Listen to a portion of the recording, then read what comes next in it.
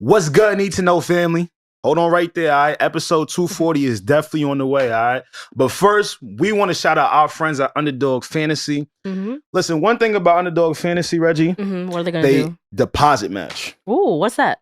A deposit match is simple, man. If I put in $100, they going to give me $100. Oh. Get this, though. Okay. All you got to do is use code Need to Know, and they will do that exact deposit match. Now, the NBA is picking up again, folks, and it's been a very exciting season so far.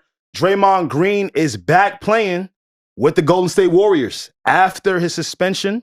I want to see how it might impact the Warriors, good or bad. They're not doing the best this year. They're not in the top of the top on the West, but again, we will see it. Please don't forget to watch our We Have More Thoughts episode 4 with my dog Q, all right? We get into a lot of sports topics on there, a lot of basketball, and we actually spoke about Draymond on there. That's perfect. That's perfect to watch. But also what's perfect is, if you guys know our co-host, SaVon, he be hitting real good in this. So, but if you want to know what he's thinking about doing, please go over to his Instagram and also our Instagram every Friday, and he's going to give you a sneak peek on the picks that he's going to pick. Absolutely. And trust me, you do not want to miss those picks. My boy be hitting, all right? Listen, before we get into the episode, press pause. All right, press pause right now. Download the Underdog Fantasy app before you even go forward, all right? And use promo code Need to Know, all right? And that's for 100% deposit match of up to $100. Let's get it, y'all.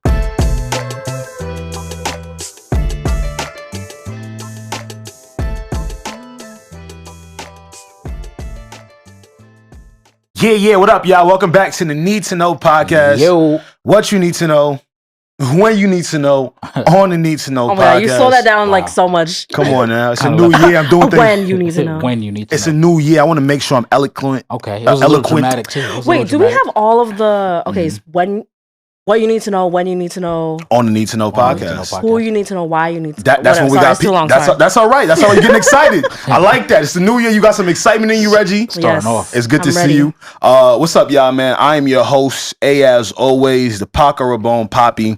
I'm never alone. I'm always with the posse. And directly... Posse. And then directly to the right of me, I have our in-house creative director. Yeah.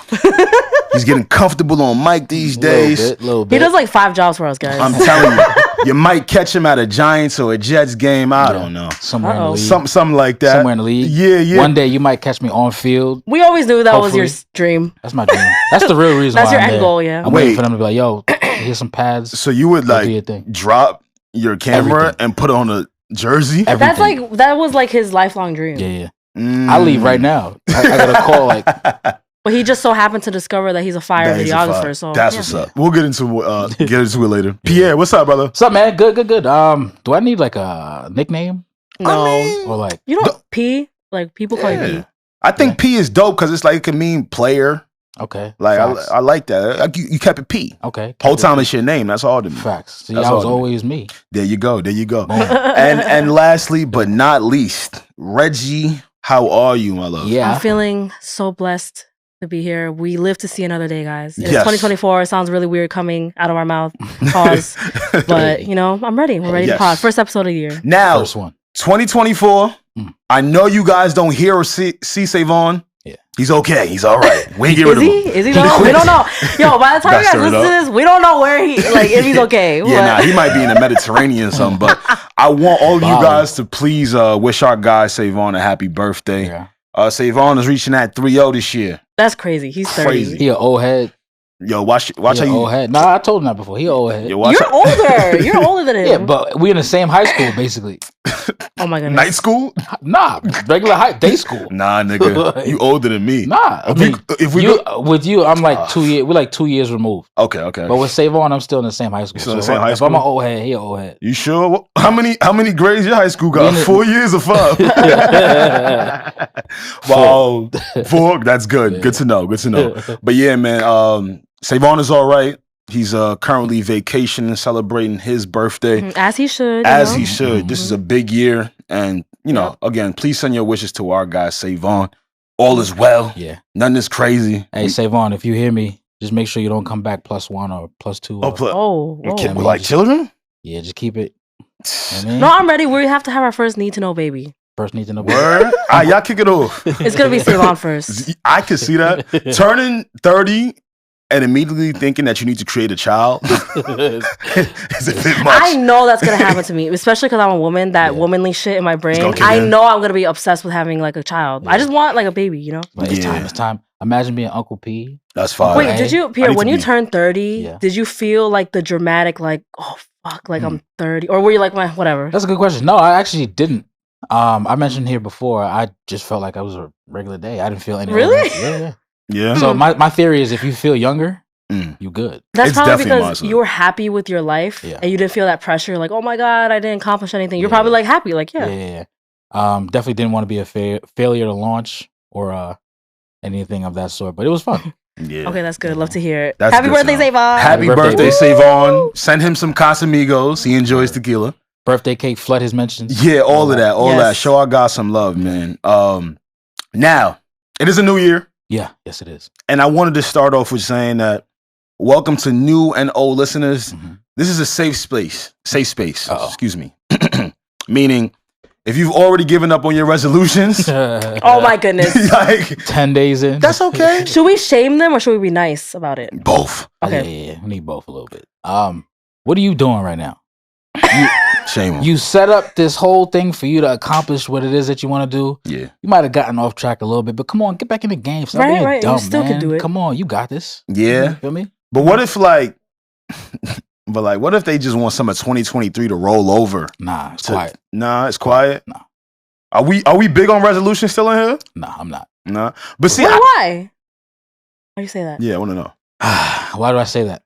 Because I think I might agree. I want to hear your because you're like, I should have just been chasing my goals anyway throughout the. It doesn't matter if it's January 1st. Yeah, it doesn't matter if it's January 1st, and also at the same time, there's no real time to change. You could change whenever, and if you put like a kind of like a date on it, I could see how it could help inspire. Yeah. But if you fall off the track a little bit, you could kind of self-loathe and downward spiral and just give up. Yeah. But if I say to myself, all right, here's my overall goal, and I'm gonna try to do it sometime this year, or I'm gonna try to do it now, then I could try to start to do it. But if I fall off, then it's like, I could get back on. I feel what you're saying. It's like the whole like on Mother's Day, it's like, why do I have to show her mad love today? I should show her love every day. It's kind of like that. I get that. I agree with that. But it's like also January 1st is just an excuse to like I feel it does motivate you. It does feel nice though to be like New Year, like everything fresh. So I see both sides. I do see both sides. Maybe if we had something to culminate it, it would feel as if like a shifting stage needs to occur. I do want to say, although I'm saying all of this, I did create a vision board. I love shit like this. Wait, was it like a physical one? Did you print out or did you just put on digitally on your phone? Tell us about it. All right, so it's like a little cutout. Okay. Wait, really? Yeah. Oh, Alex. Yeah. But I just wrote shit on it though. No, that's good. That's cool. Good. You didn't no magazine clippings? Nah, I ain't do none of that shit. But I like how those look though. Okay. I started a vision board because I do feel like you should throw something into the atmosphere. Yeah. That change is coming. Now, what I mean by something to culminate it, right? Yeah. See, with Christmas, you got a Christmas tree. Okay. Right? You're identifying things with, the things are changing. It's another year of Christmas. We got the tree up. With Thanksgiving, you got a turkey. Okay. What the fuck you got for New Year's? We have vision boards. And confetti. That's new. Confetti. And we have the ball dropping, Does the ball drop everywhere? Nah, not really. You just turn it. Yeah, it's a celebratory time. You want like one symbol of New Year's, you're saying? Great word. We need a symbol. A symbol? To identify the New Year. Okay. You see what I'm saying? I agree. Even if I don't know, a twerking champagne glass. What? But we do have that though. We do? Yes. What is it? I don't know, but that's like, I feel like we have champagne glasses. We have the ball drop. We have symbolism, Alex. We still, okay. Maybe I could be wrong. Because when I think about champagne glasses, I think, you can drink those anytime. True. Right? True. Now, to your point about the ball dropping, even now, I feel like this year felt a little different. It felt like niggas wasn't keeping up with that shit. Yeah. I'm just going to wake up and into the New Year. I was actually in Times Square on New Year's Eve That is crazy. That is also a complex. But I was working. Congrats. But also, no, but I had, when I saw you posted that, I had like logistic questions like, how is it like getting there? Because I know people have to wait since like 5 a.m., but I know you don't have to do that. No. But like, how do you drive there? Like, do you Uber there? Where do you park? Like, I really am like, how the hell did you do that? Okay. So, Giants played New Year's Eve day. Right. New Year's Eve. And which was new, right? Yeah, very new. I think it's the first time in league history, if I'm not mistaken. Yeah. So directly after the game, I took a Uber into Manhattan. So first thing the Uber says to me, he was like, "Yo, where you going?" I was like, "I'm going to Times Square." He was like, "No, I can't go." Yeah, he said, I ain't he was begging me not. Yeah, I'm not driving me not to take him, not to take me. I'm like, "Yo, bro, that's stressful." I gotta get there. So he was like, we compromised a little bit. You're like, bro, we gotta get there. Like, but yeah, I'm like, yo, bro, you know you getting paid for this too, right? Like, that's like telling somebody like, yo, can you take me home? Fast. Nah, I'm gonna take you to Dairy Queen. Like, no, I want to go home. Shout out to the Blues. So he dropped me off like halfway there, after the tunnel. Yeah. Damn. So then I walked the rest of the way, and before I go on, right. For everybody who's listening, I want you guys to look up this word in the dictionary. It's called bedlam. Right? Bedlam. That sounds very familiar. Whatever the definition that you see under the word bedlam is what it was like to get from I'm gonna look up Manhattan after the tunnel to Times Square. Everything was closed off. No, that's why I asked. I'm like, I can't imagine where the cars would go. No cars. Like, so how did you? Yeah. Bedlam. BDLAM. How did you know how to spell that? I low key was like, it's your boy A, man. Come on, the need to know. He podcast. went to school. Come on, I did. Goodness. You too. What's up? Bedlam is a scene of madness, chaos, or great confusion. Crazy. Good word, Pierre. Okay. And it made me realize, as a New Yorker, why I've never gone into Manhattan. We don't do that. No, literally, every New Yorker tells you like we don't. Not we. I'm not a New Yorker, but they're like, yeah, like that's not actually like a thing. You want to claim us? Yeah, nah. I'm not a New Yorker. Damn, y'all not about to do this. You on the border though? Like we'll accept you, but I'm glad like you're not lying. Yeah, but real New Yorkers will tell you like that's more of a tourist thing. Definitely a tourist thing. Which is why I'm always so surprised when there's that many people there because I'm like, all right, cool. We got this shit. How many years here? And y'all still keep showing up. Yeah, and you needed. So not only did they block everything off, right? You also needed credentials of some sort to get past the blockages.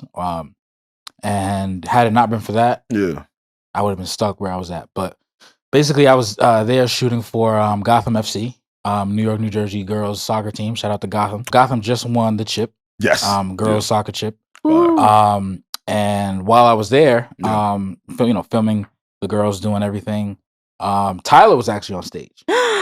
Is that the make me sweat, make me walk? That's some freak shit right there. I didn't realize it. They had kids dancing to that shit. Yeah, bro. They was all dancing to it. Get out of here. Stop playing with her. She's really like one of the biggest names right now. Yeah. Not for sure. She could sing. Yes, sing well. She's a great performer too. I seen it. She chopping it up. Great performer. I seen it. And she's beautiful. Shout out to Tyler. I was there first time seeing her dance. And singing everything. Meg Thee Stallion was on the stage across from where we were. Oh shit! New York had it popping. Yeah. Oh shit! I didn't know we had it lit like that. How you didn't even like know what happened. I didn't even know. LL was there. That's my dog. Now I knew he was there. Shout out to LL. That's my dog. He did his thing. He puts on a great performance everywhere you go. Yeah. For sure. Shout out to L. Yeah. But yeah, Regi, to answer your question, it was terrible to get there. Yeah. Wow. Yeah. So all right. I can't imagine. Well, you survived. You did. Thank you for being here with us. You did. So I guess we didn't set any resolutions for ourselves this year, right? Oh, yep. I mean, I was patiently waiting till it got to me. I set mad resolutions. Did you? I did like. But I thought you was perfect. I did like 2. Wait. Nah, she is perfect. Speaking of that, I'm not perfect. But speaking of that, like, she is perfect. What is weird is like I'm not perfect, but my resolutions are basically the same as last year, but like to keep it going. Like, for example, like it will be like to go to the gym, eat healthy, have a healthy relationship with my parents, obviously have a good relationship with my boyfriend, like that. Yeah. But I spent the last 2 years doing that, and now it's good. So this year, 2024, I'm like, basically everything is on track. So my resolution is to kind of continue all those things. Like my friends and I are great. Yeah. The pod is going great. So I'm just really like, okay, I don't want to just sit here and do nothing. I want to be like, wait, I put in the work. So now just like, let's keep it going and not put anything on the back burner. Don't put any personal relationships on the back burner. Right. And yeah, so I'm feeling good. So, but I did write every single one of those that I just said. Yeah. I made like a physical vision board. Okay. I made a digital vision board. I should have called you too. I should have. I love doing that shit. I should have called you to come clip my shit. Well, that sounds a little my fault. But I don't know. I'm into like all of that New Year's shit. My fault. That's not. It's my fault. Nah, I should have asked you. I should have known. I would have helped you. You know, we would have had a little craft night. Yeah, we would have had charcuterie boards and wine. Damn. Yeah, that's good to know. Yeah, that's my answer for the resolutions. I'm feeling good. I did want to. Huh? I did want to say that I talked all that shit and lied. I did set a resolution. Just one? No, he's about just one. Okay. And it's not a big deal. I don't do it frequently, but I really want to remove it because I'm so freaking tired of these little documentaries on Netflix. Okay. Telling you about, your food. See what's in your food. Oh my gosh, I can't wait. What the hell? Tell us. I am so tired of them. Really? Wait, have you guys seen the new Netflix one? It's a twin experiment. Twin. Yeah, I like that. So basically, it's, you want to break it down, Regi? Yeah. They feed these twins because it's a really good study because twins have the exact same DNA. Mm-hmm. So they feed one diet to another twin and then one diet to another, and then they study like what happens. Right. And I love shit like that. So. Right, like who's high cholesterol is higher, who's having the healthier. It's called You Are What You Eat on Netflix. You Are What If anybody has seen it, please let's talk about it. Yeah, and it's one of those things that you appreciate that it's being done, so people can become knowledgeable about the things they're eating, especially in America. Yeah. On the other side of that shit, man, you start shaking that shit, shake your head in the mirror, bro. Yeah. Like, what's your resolution, Alex? I'm trying to stay away from any type of processed food. Okay. That's living like where you live, that's tough. All whole foods. That is very admirable. Yeah. But also like my thing with like these diet changes is like can you really sustain that for a year? Yeah. Or do you just want to do like 80% all whole foods? I'm really like trying. Then treat yourself like on a Saturday. Like that's fine. That's my other side of the resolution thing. Okay. It's a conundrum for me. Yeah. Because I'm one of them dudes, like, if I set a resolution, this shit gotta be my life for the rest of my life now. So you're that type. I gotta change my whole life if I set that shit back in 2004. You're still doing it today. I still gotta be the same nigga. No, I feel you because that's why I'm not doing dry January because although I like the concept, I don't see the point of giving up alcohol for me. Like I was about to say, for a month. No, for a month just to like start drinking again a little bit in February. I'm like, so I'd rather just kind of tone it down a little bit. Yeah. In general, I don't want to just like set a resolution for a month and then do it again. So I kind of see what you're saying, Alex. Yeah. Like you guys more so would want permanent change. I want permanent change from a change. Okay. I can't just change for a year. That was fake. Okay. You faking shit if you just change for 1 year. No, I see your point, Alex. I see your point. Like, you're like, why would I just do it for 2024? I might as well just finish. This is my life now. So don't cut out all processed foods. I feel like that's not do like a sustainable. Yeah. But just literally like most of it. Everything in moderation. I don't eat a ton of it these days. Yeah. But you do get a little guilty when you go like, damn, I could have actually, ate something that was grown. So knowing yourself, do you operate better when you go into it fully like that, cold turkey, or good question. Moderately? I'm a cold turkey sub. What? Episode title? Wait, no, but Alex, but when we be making fun of, because SaVon is like that, he's an extremist. Yeah, but when we make fun of him for doing extreme shit, you make fun of him, but you're the same way. Like, all right, you're a very all or nothing person. I'm all or nothing, but only in the betterment of myself. Okay. Like if it's for the benefit of myself, you good. All right, man, let's fucking do it. Man. Okay, let's fucking rock. You know what I'm saying? So I don't know. Like you have that discipline. Yes, okay. I literally like. I'm the type of dude too. Like you guys ever see something and you learn something from what you saw? Yeah. So now it's up to you and your discipline to make a decision going forward. No, to be like, what do I do with this information? Let me be better. Like, yeah. That's the best though. Learning through osmosis and then applying it to yourself. And then applying it to yourself. Yeah. I will keep you guys updated. Most people can't do that. I'm very like I want you to obviously have more whole foods. Like that's obviously a thing that I want my friend to do. Right. But my advice is like I don't think it should be cold turkey. I think it should be like let me eat processed foods as least as possible. Yeah. But if I have it, like don't get like discouraged. Like you know what I mean? Yeah. Do you ever cook for yourself? Absolutely. I like to cook, but I'm gonna be honest with you. When I start, this is the thing about cooking. No, it ain't no can't, motherfucker. This is the thing about it. He can't. It ain't no can't, motherfucker. Are you projecting? Hey. Oh shit, he's projecting. Nah, I can make some stuff. Some pancakes. Yo, I boil them. Me and hot water. Bro. Oh my goodness. My hot water's undefeated. That ain't food. That ain't fucking food. Nah, go ahead, my fault. Fuck, you had asked me if do you cook for yourself? Do I cook for myself? Yeah, but the other side of that. Oh, why I don't like cooking anymore. Yeah. By the time I'm done making the meal, I'm over it. Oh yeah, he told us this. I'm bored now. I don't want that shit. You're bored. I'm bored. Versus you're hungry. I'm bored. I don't want to eat it like that no more because it was more tedious and strenuous. Yeah. To make the meal than eat it. And now there's mad dirty dishes, and you're just like, what is the point of this? You feel me? With the dishes, you gotta clean them as you're cooking. As you're going. I'm the type to clean the dishes and then put the food in the fridge for the next day. Oh my gosh. But I don't get it. You're still hungry though. You've never ate. Nah, shit over but with. mentally, he's not hungry anymore. Let me tell you why. That's crazy. The aromas of the kitchen. That shit did enough for my belly. That's crazy. That shit did enough for my belly already. I've never heard that. I'm on the neck, drink some water, go to bed. You're an enigma. I am an enigma. He is an enigma. And I'm going to take that as a compliment. I appreciate you. That actually takes us to the next point. Yeah. And topic I want to get to today. Speaking of enigmas. Katt Williams. Oh my God, I can't wait. Man. Listen, if you guys are living under a rock, that's the only way you wouldn't have heard this shit. Yeah. Trust me, the whole world hadn't heard of it. Katt Williams sat down with Shannon Sharpe on Club Shay Shay. I love it. The name is so cute. It's fire. Club Shay Shay. It's so like he's clearly being silly, like but it's so cute. I'm kind of upset I don't have a name where I could go like Alex. Like double A. Nah, shit corny. I don't know. I tried. But yes, Katt Williams made a visit to Shannon Sharpe's Club Shay Shay. Yep. And to say the least, he set the internet on blaze. Katt Williams. I think Katt Williams originally went up there to clear the air on some things. Oh, for sure. Right? For sure. Right? There's been some people that have been up to Club Shay Shay to interview with Shannon Sharpe. Yeah.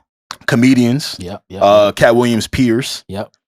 And they just said some stuff that didn't sit well with this didn't really sit well with old Katt. Not at all. And he wanted to get a lot of stuff off his chest. He absolutely wanted to get a lot of stuff off of his chest. Yeah.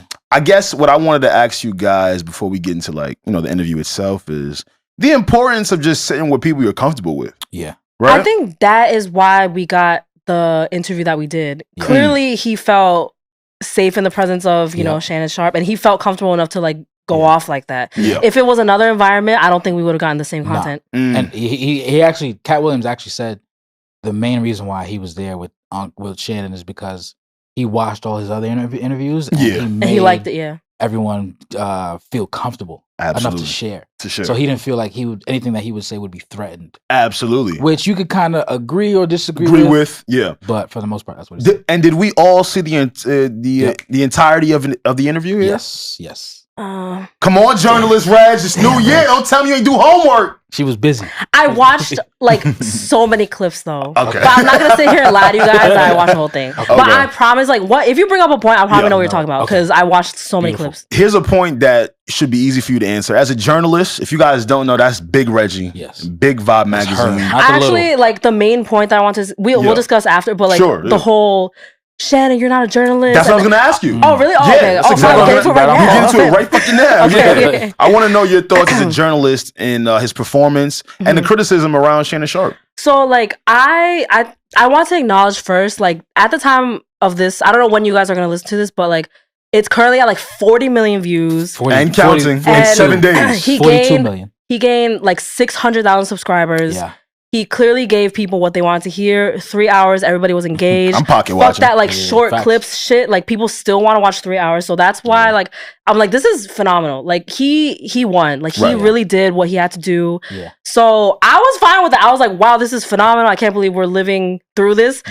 But then a lot of people were critiquing what Alex was saying is you didn't give no pushback. You let up, you didn't fact check him. You didn't give good follow-ups. That was the critiques. And then that's what caused Shannon Sharpe to respond and be like, guys, I'm not a journalist. Yeah. I never said I was a journalist. I'm an entertainer. Yeah. This is what I did. And I agree with Shannon. I'm like, when you put that label of a journalist on someone, there is a certain level of standard and expectation of the ethics that comes with it. Yeah. So I really like that he's like, guys, I'm not a journalist. What are you guys talking about? Yes, my interview style and the follow-ups weren't the most because you have to have experience as a journalist to do that type of stuff. Yeah. So clearly I have no problem with the way he conducted the interview. If he didn't push back as much as people wanted. It's like, oh well, you guys do a podcast. Like this is how he wants to do it. So that's how I feel about it. And that's what I was saying. Like I don't like when people are like, oh my God, you didn't conduct this as a journalist. Like this is not journalism. So just leave it alone. Like it's fine. He did great. Like that's how I feel about it. They put their expectations on how he should have conducted it. So with the Kai Cenat, his streams, when people are like, hey, this is hip hop journalism, we're like, no, it's not hip hop journalism. Like it's not. These are two completely separate things. And journalists do something else. There you go. And even in the beginning of the episode, he says this is a conversation. Yeah. And I'm so glad that he highlighted these specific things because we're getting into a time now where lines are starting to get blurred. Oh, for sure. With content, right? Media. Media in general, right? Back in the day. How it's done. How it's done, right? Back in the day, most people didn't independently put out content. Right. So, the people that like a network. There you go. And that network usually hired someone like a Regi, right? Who went to school for journalism and understands the do's and the don'ts, how to write. All that shit. All of that shit, right? All of that. So and probably if it was a journalism thing, like before putting out that 3-hour clip, everything had to be fact checked. Like it would be so different. Like this is not like a journalistic piece of content. There was one fact check from the producer. Mm-hmm. Oh, really? Kat got his dates kind of mixed up when we're referencing the Kings of Comedy and somebody stealing a joke from him. Okay. I think that's what I was most impressed by. I'm sorry, Pierre, continue. And the fact that they left it in there just to show, I feel like the authenticity of what was going on. That's right. And just to kind of go back, Shannon categorizes himself as a conversationalist. Right. So I like that. The whole, all the things that go under the umbrella of, like Regi was saying, what it takes to be a journalist. He's from there letting you know, like, look, I understand all that. I do this for a living because he is a host, sports host. Among many other things. But he kind of just lets you know up front, like, look, just to indicate, I know y'all are probably used to me or coming here to hear things conducted a certain way, but I'm just doing it this way. And when Shannon was talking about the interview, he was saying that pre-pro, Kat was letting it off. I believe it. Damn. I believe it. He was letting it off. So that was the real part. Yeah. Because he already talked a lot during the actual, when the camera was on. So, damn. And one thing I'm really impressed by that I don't see a lot of people mentioning was the research. You kind of alluded to that just now. So he was prepared, Shannon and his team was very researched. Stack of cards this thick. I'm trying to tell you. And which led for such a great conversation that could go down so many different routes. Right. And another thing too, granted, a lot of people may just look at it from a viewership standpoint, which I understand. Like most people don't just put out content every day. But sometimes you gotta let people go. Exactly. No, that was sometimes you gotta let what people he go. did best. Yeah. Absolutely. And most people don't really don't understand that. Like I call it the art of a conversation. Absolutely. You got to be able to recognize. You guys do it very well. Thank you. And SaVon. When the person is here, you kind of have a sense of like what you want to speak about. Right. But also when certain items are touched or topics are approached, you know when to ask and impress or when to fall back and let them do their own thing. Yeah. And you could tell, like we mentioned before, you could tell from the moment the camera started rolling, he came up there with some stuff that he had to get off his chest. Yes. He was ready to go. He watched when Steve Harvey was up there. Yeah. Struck in that Steve. Steve, you're my dog. I listen to your radio show when I can. Great inspiration. When I can. When I get the chance. So listen, so a lot of people he had smoke for a lot of people. He did. I think the thing that stood out to me the most in that interview was when Katt Williams said that him being funny is his first job. And I wanted to talk about that a little bit. And granted, we'll get into who he spoke about, etc. in a second. Yeah. But that stood out to me because when you watched that interview, it felt like almost a 3-hour stand-up. It actually did. Right? I like the way he was saying things without saying things. Exactly. And like it's the clever wit of a comedian. Yeah. Right? And it's the clever wit of a comedian that I wish some of his peers and the people he critiqued could use, right? So but is that asking a lot though? What? Not from his peers? Because there's only one Katt Williams. All right. This is a great question. Let me drink my little juice. You know what I mean? So if you're already great in your own respects, like, do you expect everybody else to do it? Right. And then if everybody else is doing it, Okay. Then it kind of. I don't think everybody has to. Yeah, I don't think everybody has to. It'd be nice. Okay. But not everybody has that fortitude and strength to actually. I hear what y'all saying. Okay. Right. For me, it changes because you're a comedian, and it's not an easy job. Not at all. I'm not gonna sit here and act as if it is. Writing jokes, being funny at the drop of a dime. Yeah. Thinking, improvising, using your brain to be funny with your wittiness. Yeah, callbacks. I think that's something all great comedians should encompass, right? Like step your game up. Prerequisites. I think that should be the bare minimum. Okay. When I see you, even if you're talking about something serious, be funny. Yeah. Throw something in there because now I'm paying attention to your, like comedians do such a good job of telling a story comedically. Yeah. Right? Yeah. And I was so disappointed when I seen some of the people that responded back to Katt Williams who were comedians and the fashion they did it in. I'm like, if you don't get your fucking corporate PR response, like you were looking at like, are you guys not all comedians? Like please make us laugh. Please make me laugh. Like shoot back at the nigga, but make me laugh in the process. But they're being very serious. Yeah. I don't like that. I think Michael Blackson tried. Like he had a very comedic response. He had jokes in his tweets and stuff like that. Yeah, Kevin Hart tried too. Nah, but no, he didn't really. Nowadays you got to put Kevin Hart in a different category. This is where I want to go. Keep talking. You got to put Kevin in a different category. Okay, so when you got all those, Kev does a lot. He does. Got a lot of sponsors. He does. Got a lot going on. So I feel like in this space nowadays, in the comedic space nowadays, when you've got all those things working for you, you kind of got to be, not even kind of, you got to be PC with a lot of things. You can't say what you really want to say. You can't say what you really want to say. I don't like that. It's different. I don't like that because Katt Williams in his interview told us that he is one of the wealthiest men ever. Now, if you're at home listening to that, your brain is probably going billions upon billions upon billions. Not necessarily, right? Everybody's got a different number. And I think he was speaking from the standpoint of being wealthy but blessed. Meaning, he literally said, like, I have everything I want. Everything he needs. If it's nothing I don't have, it's simply because I don't have it. Yeah, and he can call somebody to get it. And he can call somebody to get it. Yeah. Right? So, for the other comedians, it's just as if, like, okay, cool. Why can't you do this? I don't think it's a tedious task to... So... A lot of people that responded back to Katt, right? Let's go through the list a little bit. Cedric the Entertainer. Ice Cube. Ice Cube. Shout out to Ice Cube. Kevin Hart. Michael Blackson. Jesus Christ. Bernie Mac's daughter. Shout out to, salute to Bernie Mac's daughter, who I don't expect anything from because, that's just a child of somebody. And one of the greats. Salute to Bernie. And I'm so glad that Bernie's name was upheld in the light it was. On that interview. Right. But back to being a comedian, I think that's Katt Williams' problem with someone like Kevin Hart. Okay. We saw a lot of, he's a sellout. He was doing certain things. He said most of the scripts that were initially given to Katt Williams said most of the scripts that were initially given to him, Kevin Hart wound up being right. Wound up with those scripts. Stay there, right? Yeah. Another thing that Katt Williams said that I stuck with was he said that I wanted to go to Hollywood while still keeping God as my friend. Yeah. I don't think people understood how profound that was. And he specifically said that for a specific reason.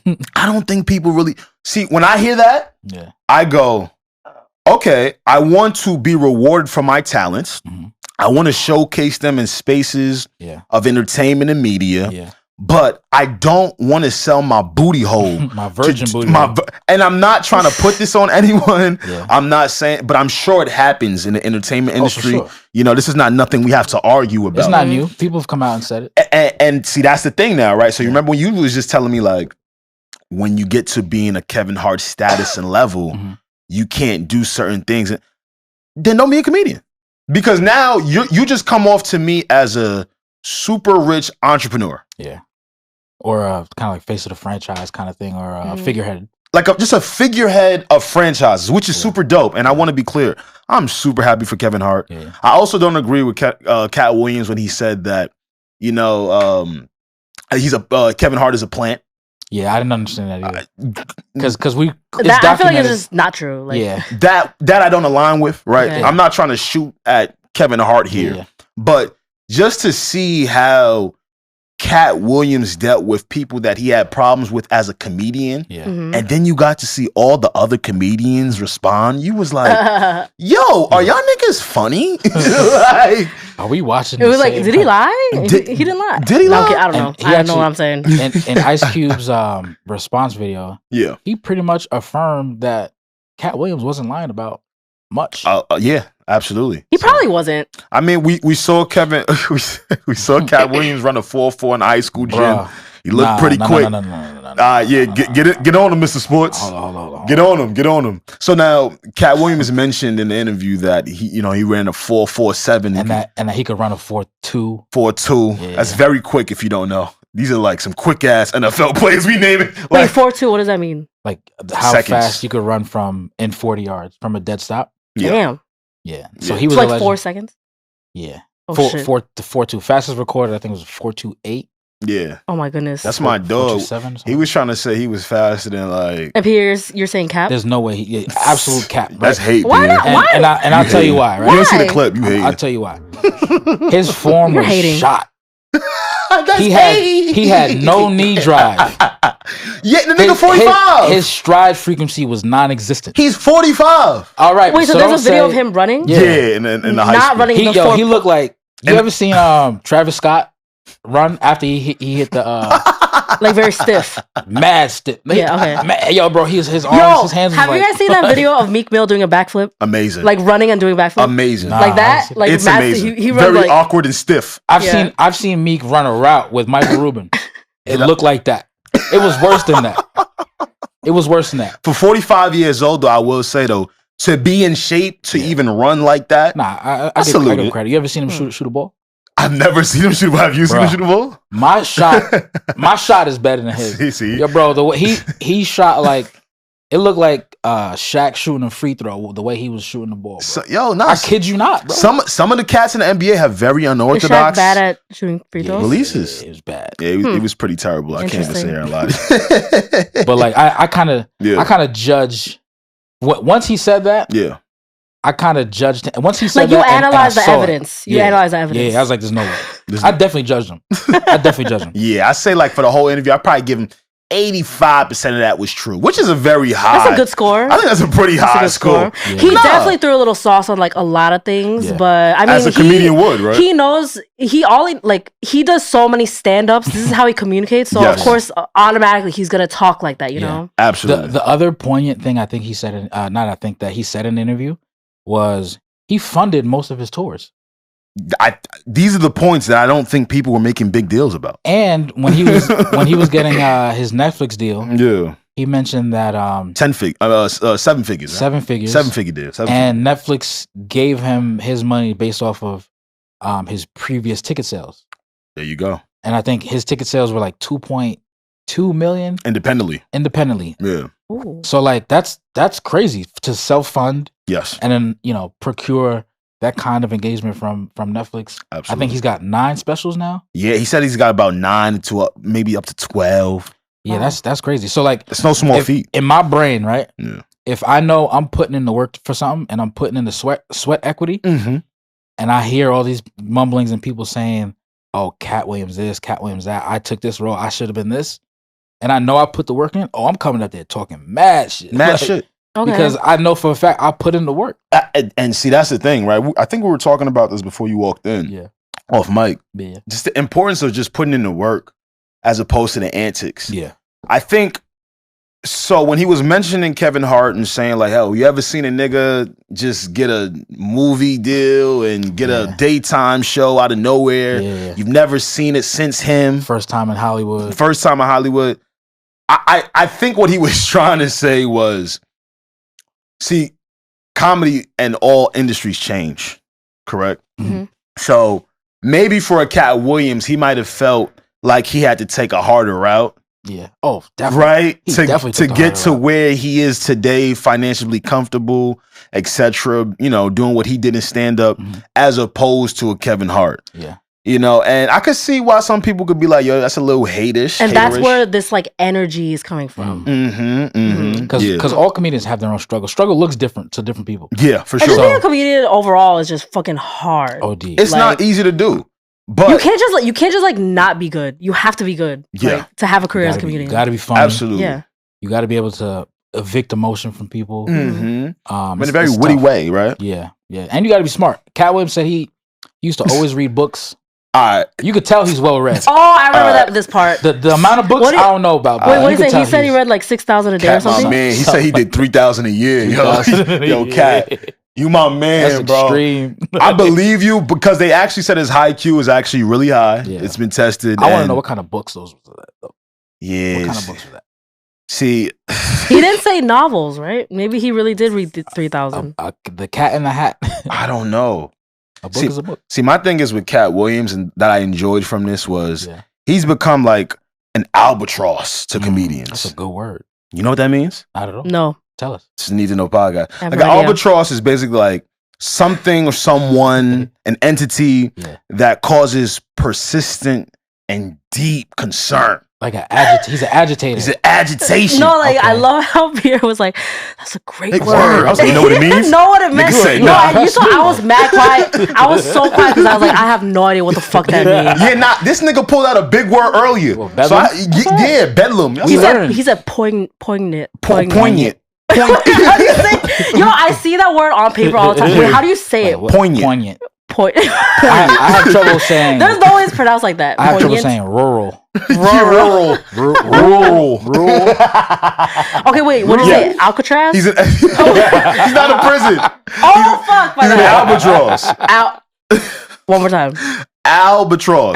Yeah, okay. Which is just something that causes consistent and deep concern. Yeah. Ooh, because that is what he did. He set the he set the community of comedians ablaze. He broke the internet. He broke the internet. For sure. Yeah. Now, wanted to ask you this question. I'm so glad we got to record after new revelations came out. Yeah. Because damn, you podcast niggas is quick. That nigga put up that podcast. You niggas is already recording and putting out episodes the next day. Right. I love the hard work. Salute. I see what we're doing in 2024. Now, a lot of people are trying to throw stones at Kevin Hart's ex-wife, Torrei Hart. Torrei Hart shares children with Kevin Hart. It's also been revealed through her and Kevin Hart and his team that she's actually helped Kevin Hart with jokes before, some older jokes, some older material. Yeah. She's also a comedian, and it's been revealed this week. I like saying revealed because we don't know when it was planned, who booked it, what's going on. That she is set to go on tour with Katt Williams on his new for his new comedy special. Yeah. The plot thickens. The plot does thicken. And I'm seeing a lot of opinions online of people just saying that she's wrong and this and that. So I wanted to come in and ask you guys, is she wrong for taking an opportunity like that? Let me pick your brains. Where y'all at with it? You want to go first or? Yes, because like, what is she wrong for? Keep going. I'm like asking, like, what would she? Why are people saying she's wrong? Let me give. Let me give you the other side of it. Okay. That's fine. I'll give you the other side of it to help you. Right?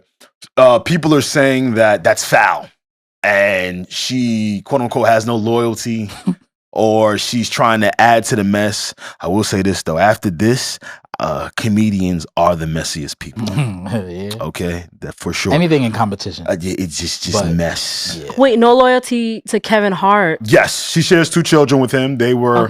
But what is her going on tour with Katt Williams? Why is that unloyal? So now people are saying that for a large duration of the Shannon Sharpe interview, that Katt Williams took his time just sending shots Kev's way. Constantly berating him, constantly getting at him. Steve too, but we'll get to that later. Yeah, we'll get to that. with the man, what is man unit? Man unit. You know what I'm saying? That's good technology right there. But yeah, so that's where people are at with it, right? They're like, yo, why would you do that? Like, imagine if my baby mother went to go slash ex-wife. I don't know. It's still a really big opportunity at the end of the day. And also, like, her going on tour with Katt Williams, it's not really severely harming Kevin Hart in any way. It's not like, I don't know. Maybe there's big pieces and chunks that I'm missing. But as of right now, like, I don't know. I don't think she should say no to that opportunity. Yeah. And when I first heard it, I was kind of taken aback. Like, wait, what? Yeah. You're like, wait, really? Like, the headline is kind of like, whoa, wait, what? Mm-hmm. And like coming off the heels of the Shannon Sharpe interview with Katt, I was like, wait, was this like, was that his rollout to this? Yeah. Which kind of makes sense. It probably was. People are thinking it's chess being done by Katt Williams. And my other thought was, after the shock wore off, I was like, this would kind of be fire. Because you never really hear about Kevin Hart. What if she does go the route of talking about what it's like to be, what it was like to be the wife and now the ex-wife. Ooh, that of angle. Kevin Hart with the kids, parenting. Because Kevin Hart, it's almost like a page out of Kevin Hart's own book. Because he talks about his intro to comedy. He was talking about to the world. Sorry, he was talking about his kids, what it was like being a father. Yeah, a lot of family stuff. And that's kind of what brought us in. So if I think her name is no, that's the daughter's. I'm not sure if it's. Okay, yeah, I'm not sure the kid's name. The daughter, his ex-wife's name. Oh, Torrei Hart. Torrei, Torrei Hart. Yeah. So if I'm her, and I've kind of seen what kind of got Kevin Hart successful, or the track he took, I would probably do the same. And it would be interesting to hear because you don't really That's a good point. hear that aspect of that side, that perspective. Yeah. It's not like we could hear it on Kevin Hart's stand-up tour. No. And that's what I wanted to speak about in terms of this falsehood of loyalty to someone, right? Like, I get it. Yeah. Previously married, you guys share children together. I get all of that. You're bonded for life, at that point, Maybe I'm just one of those people, and again, this ain't a shot at Kevin. Salute. We could all do what we want to do in this lifetime with our money, with our opportunities. There's no one way to do something or a wrong way to do something. It's all on you. Yeah. But I will say, man, if I'm cordial with my ex-wife, we co-parent. Yeah. I could give you a little opportunity, bro. Like, I could give you a little comedy opportunity. You mean Kev? If I'm Kev. Okay. If I'm Kev. You're saying like she should have been on one of Kevin's I feel like Kev should have been one of the first people. I see what you're saying.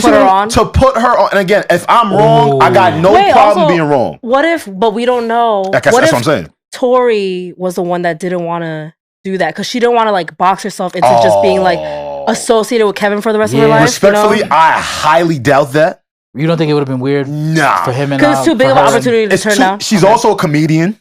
Okay. Right? Who's been trying to gain traction. All right, hold on. For years now. I hear you. I'm listening. But do you think her being as who she is in his life and the kid's life, Kev putting her on, you don't think that would kind of like be weird with a Nico? Why? Because like ex-wife and wife are torn together. I don't. Okay, I could. Would that be messy a little bit? I would imagine, and the type of jokes that she's getting off. But that's the thing. In the comedian space, we should be allowed to do things that we can't do in others. Hence, why they say things that others can't say when they're doing their stand-up, right? So I feel like this is one of these entities that should be graded way differently, right? Like, bro, you're the mother of my children. Nah, if I'm Kev, I'm not. Nah. I know, and that's man ego shit. That's male ego shit. Yeah. That's real male ego shit. But the beautiful thing about it is Kev is not the only comedian. That's fair. Which is now why Katt Williams is now having her on this tour. But would you argue that he is one of the biggest that could? Nah, he's also one who we've seen put on a plethora of people. Yeah. Right? Yeah. We've seen that over and over again. A lot of females too. Tiffany Haddish. That's one that comes to mind as we're speaking about this, right? Yeah. It's it's not a thing where it's like, all right, Kevin Hart only deals with his own operations and his own. No, he tries to put other comedians, other people on with other opportunities. Yeah. And again, if I'm wrong and he has done that for his ex-wife Torrei, leave it in the comments. I got no problem with it.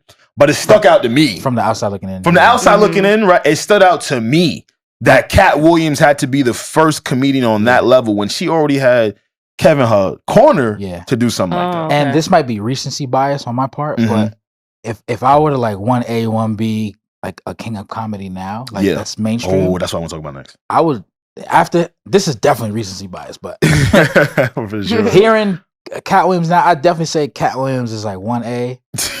Kev, you see a little interview, dude? Kev now is one. He's a goat. No, I'm bugging. I ain't gonna lie. I'm bugging. I had to change. Eddie Murphy. One right now, mainstream. Right now. 1A, I'm gonna have to split that. With him, Dave Chappelle and Katt Williams. Right. And then Kevin Hart, because to me, Kevin, I love all of them, but Kevin Hart to me, he's too like produced. Too corporate. Did you guys watch his most recent one? Yeah, I did. Yeah. I did. Me and Pierre actually spoke about that on We Have More Thoughts. Was that the one where he had the joke about where he was playing basketball and he was like, like that joke? No, I think I'm forgetting.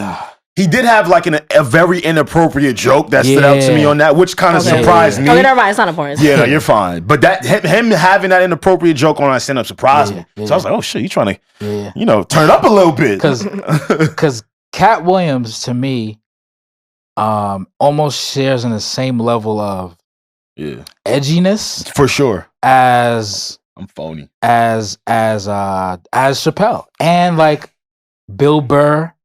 You respect the comedians that come off as if they don't give a fuck. Yeah, because Dave Chappelle clearly does not give a fuck. He does not give a fuck. He doesn't give a single fuck. He don't give a fuck. His special now, he was.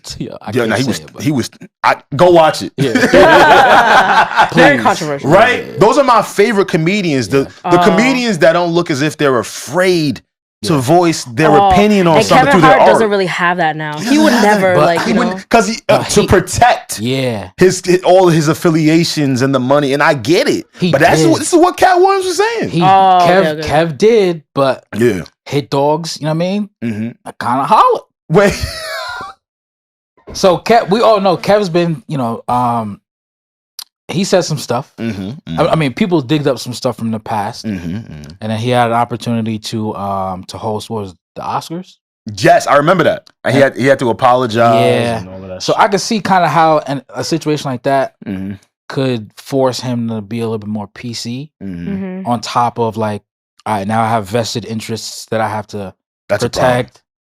And like, all this other stuff. If new business is gonna change me, I think that's a red flag. But money's money. And that's the problem. I think that is the sole problem. You get so far away from, again, Katt Williams started off by saying like, he didn't start it, I'm lying. Just somewhere in the interview. Yeah. He said, my first job is to be funny. Yes. Right? He's like, I don't give a fuck. I'm gonna do that. If I'm introduced to you as a comedian, that is how serious he takes his livelihood, his lifestyle, and I'm gonna say what I want to say. I'm gonna say what I'm gonna say first. And directly after that is business. Because whoever aligns with me is gonna align with me, and whoever is not, but I'm not gonna change. You know what I'm saying? Like I understand that. But I will say this, I'm a little phony. I changed my top 5 as soon as I finished the interview. Damn, Reg. What? Oh, he's fake. I'm a little phony. Well, wait. Tell us what it was before. And I just said it. What? I changed my top 5 comedians right after the interview. So Katt Williams is moved his ass right up. Who got? Oh, okay. I moved his ass right up. Who'd you have? I'll give you my running list right now. Okay. I had Eddie Murphy. Why am I having such a brain fart? Eddie's good. Eddie's my guy, and a lot of I'm lying. I had Bernie Mac. This is from in order. This is just in order for me. Okay, from one through 5. Okay, this is just a personal thing. You guys don't have to mention yours, but it is something I thought about after watching this interview because I was like, damn, I didn't even think I had Katt in my top 5 before this shit. I went and did some math, carried the 1 over, multiplied, did PEMDAS on some shit. Like, yo, who I could add, subtract, and multiply. You feel me? This is your bag. I was in my bag. What? Running list right now. Bernie Mac. Okay. Rest in peace, Bernie Mac. Eddie Murphy. Okay. Dave Chappelle. Okay. Katt Williams and Patrice O'Neal. Rest in peace, Patrice O'Neal.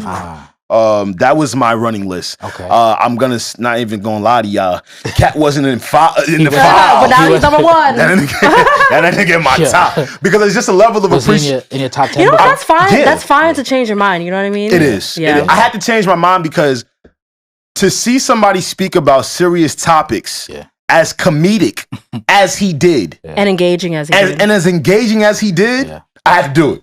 And I had to do it. Very eloquent. I love how I had to do it. He was almost to me like talking in parables, and if I could draw that absolutely, like if you caught on to what he was saying, it was funny. It was some shit, or you saw the shade. And this is key to like him being smart. Yes, and if you didn't, it went over your head. Like people were talking. He's very layered. Yeah, very layered and strategic. Those are my favorite people. People were talking about how during the interview, he basically called Shannon Sharpe. Not basically. People were saying that he called Shannon ugly. in reference to Jonathan Majors. Yeah. And then nobody like that nose. People also now niggas like that nose. People are also saying that he's crazy. Shannon didn't catch on to it / caught on to it late. You in the moment. That would be me. But like I need mad time to process things. And I'm not ashamed of it. Yeah. Okay? And he was going off, so I could see like how, and it also seemed like to me, Shannon was kind of like taken aback. Or like this is the first time I've now watched Club Shay Shay.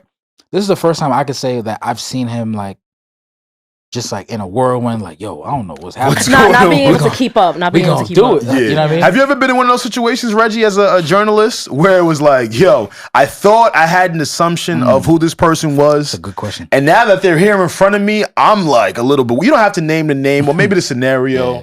It wasn't too, none of them have ever been too intense. I actually, knock on wood, like I haven't had any terrible interview experiences. That's beautiful. The only reoccurring thing is kind of like I'll do mad research, like watch all their interviews, and they seem amazing in person. I'm so excited. I'm like, oh my God, they're so nice. They're so bubbly. They talk a lot. Yeah. And then when they come to me, like sometimes they were really like having a bad day. Like literally the PR person would pull me aside and be like, I'm so sorry. I don't know what's up with them today. It's not you. This is what it is. That is kind of the ballpark of what has happened to me. But I've never had any bad experiences. But I will say, no, I'm not gonna say it. I'm gonna tell you guys off the phone. You sure? But yeah, I'm sure. I shouldn't say it on here. But like, in terms of like favorite comedians, I hate my list now. My list is all fucked up because I swear I'm not making this up. My favorite, I feel like I'm gonna get judged for this. That's okay. My It's a safe space. Here comes the judgment. I don't know why, but it used to be H.E.R. Spears. He's good. Regi, get out. No, do you not remember the All-Star Comedy Jam? I was just about to get into that. You're a legend. Oh, I thought you were shaming me. No, you're a legend. He has this one bit about like the white kids in the room, and he's like, "This is your space, this is your area, bro." Like, I don't know. I was like, "Oh, this is my favorite comedian." Oh, and Russell Peters. I think he's the Indian comedian. Russell Peters is funny. Yeah. I like the bits that he does. Like, but my list sucks. Like, I can acknowledge Dave Chappelle, Eddie Murphy. Like, those are the goats. But my personal is kind of random, honestly. It's everything is subjective and preference. What I will say is something that I enjoyed that this interview did was it electrified the comedy community again. And I love seeing everybody. My algorithm was on fire. YouTube 40 million views. YouTube just kept sending me new comedian niggas. Yeah, bro. I never see no comedian niggas on my algorithm. Don't say Michael Blackson said something. But you know what's crazy though? Michael Blackson. When an interview like that pops off that way, it's like you gotta jump into the river of the algorithm because it's gonna pick up a lot of things. Yeah, like I don't want to be left behind. Absolutely, and I'm glad. He actually opened up my eyes to what all Def Jam comedy was, and the Kings of Comedy, right? Kings of Comedy was a collection of Cedric the Entertainer, Steve Harvey, Bernie Mac, and Mark Lawrence. Mark Lawrence was in it? Nah, he wasn't. DL Hughley. DL Hughley. Can't forget DL, right? And man, you get to just see the difference of comedy because now. No, it's just so crazy because I was thinking about this like, yo, industries are changing at a rapid pace. Oh, yeah. And if you don't know how to keep up, dog, it is over for you. Yeah. Something I thought about. Yeah. When you were a comedian back in the 90s, because Katt Williams referenced this as well, when speaking about Steve Harvey and a few of them other cats, being a movie star was a big topic amongst them. Yeah. You know, he made a joke about Steve Harvey saying, "Nigga, you never want to be a movie star. Nigga, we all wanted to be movie stars." And when you think about it, it makes so much sense because a lot of movies and TV shows pulled. This is back in the day from the comedians, from the stand-ups. I can't tell you how many. I did a deep dive on Def Jam Comedy this weekend and just saw all of the people that got pulled to do roles from stand-up. Yeah. And these days it's more like, yo, who's popping on Instagram? No, literally, they're like the TikTok stars and shit. The TikTok, for freaking wilding out. You know what I'm saying? Biggest fan base and shit like that. To draw their own crowd. It's just changed so much, man. But you appreciate it all. I don't know. But the crazy thing is too, I think like the 90s was definitely the golden era of comedians. Sure. Because a lot of the stuff that they said back then, you can't get that off. Oh my God. If you listen to one stand-up from that era, bro, like It's literally like, oh shit, I forgot people said that. Said that like slur. Like, oh my gosh, it's crazy. Bernie Mac, he was good for that. That was my dog. The closest person to that right now, I'd say definitely America.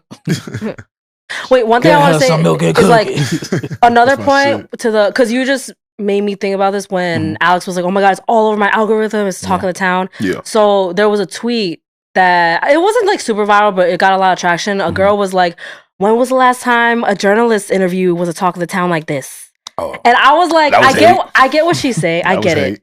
But I have the whole like, you know, I already got my shit off of like how journalists are not doing the same thing of this. Yeah. Our goal is not to go viral. You know what I mean? Right. But also, it's a good point you just made. It's like I never thought of that. When I read that tweet and everyone was like replying like journalists are just bloggers now. Like, you know, and I was just like, ugh. But I didn't respond because I was like, I have a podcast.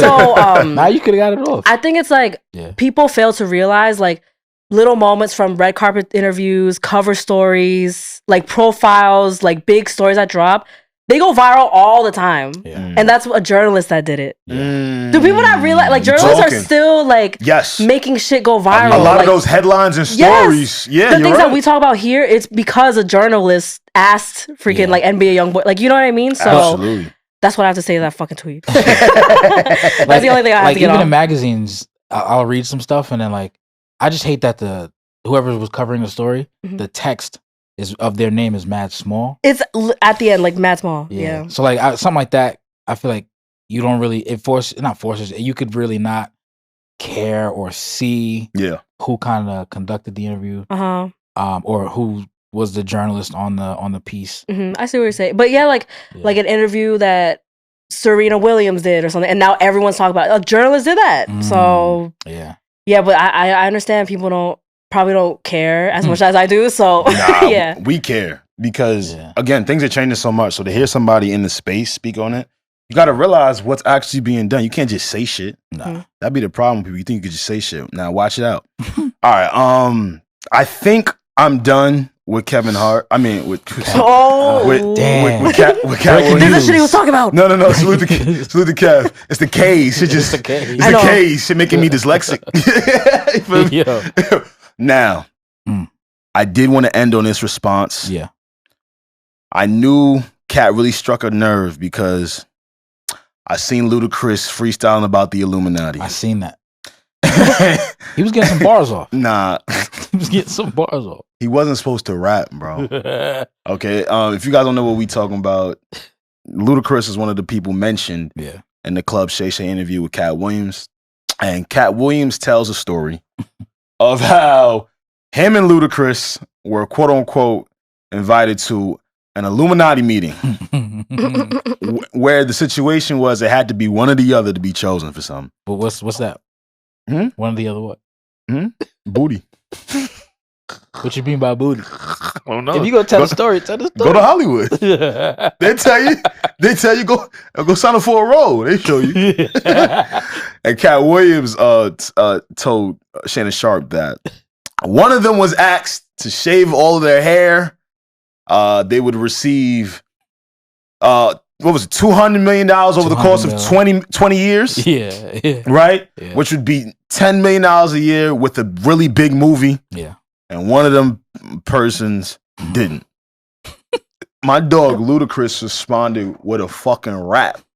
That was the medium in which he felt most comfortable. What an exciting first week of the year. Yo, it's been crazy. It's been a gift. It has been a gift, and I really do appreciate it. You didn't like the rap? You didn't like his rap? I'm going to tell you a rap. Y'all got your headphones? Yeah. Yes. Okay. I'm going to tell you a rap that caught my attention. Okay. Y'all ready? Uh-huh. All right. Y'all sure? Yeah, I think so. This is big right here. Through it all, Major's new girlfriend, actress Meagan Good, has remained by his side, even present for our interview. How would you describe your relationship? Well, she's an angel. She's held okay. me down, she's an angel. Okay. Like a Coretta. You know? Johnny! Stop! That's not what you're supposed to say, bro. Stop! To have her. Okay? Damn. All right, stop it. No, go ahead. You see how we all just did that deep breath? Deep sigh. We did an episode on the Need to Know podcast not too long ago where We told the story of Jonathan Majors and his accuser, who he went to court with, who was actually his ex-girlfriend as well. Yeah. And in the documents and through investigations, it was revealed that he was telling his white joint to be like Coretta Scott King or Michelle Obama. Yeah. I thought he had left it alone. We also covered that on our last episode. Grace Jabari is his ex-girlfriend's name. That okay. Yeah. Why you know about them? All right. Because I was doing the research. You was doing the research, right? Nah, you was acting like a journalist. I was being me. I was being me. I like that. You was being like Kat. Yeah. That's what's up. That's what's up. Now, when I heard about this, I'm like, all right, cool, man. It was probably just the heat of the moment. You know how being the heat of the moment, you just start saying random shit. That it's still a strange thing to say. To a white woman, it gets even stranger because she literally can't be that. I could see it from both sides, right? You can. I can see it from both sides. Oh shit! You sure you don't need my glasses? So this is what I think, right? Again, whenever I preface controversial statements or things like this, I'm always say, in my brain, Gotta start with that.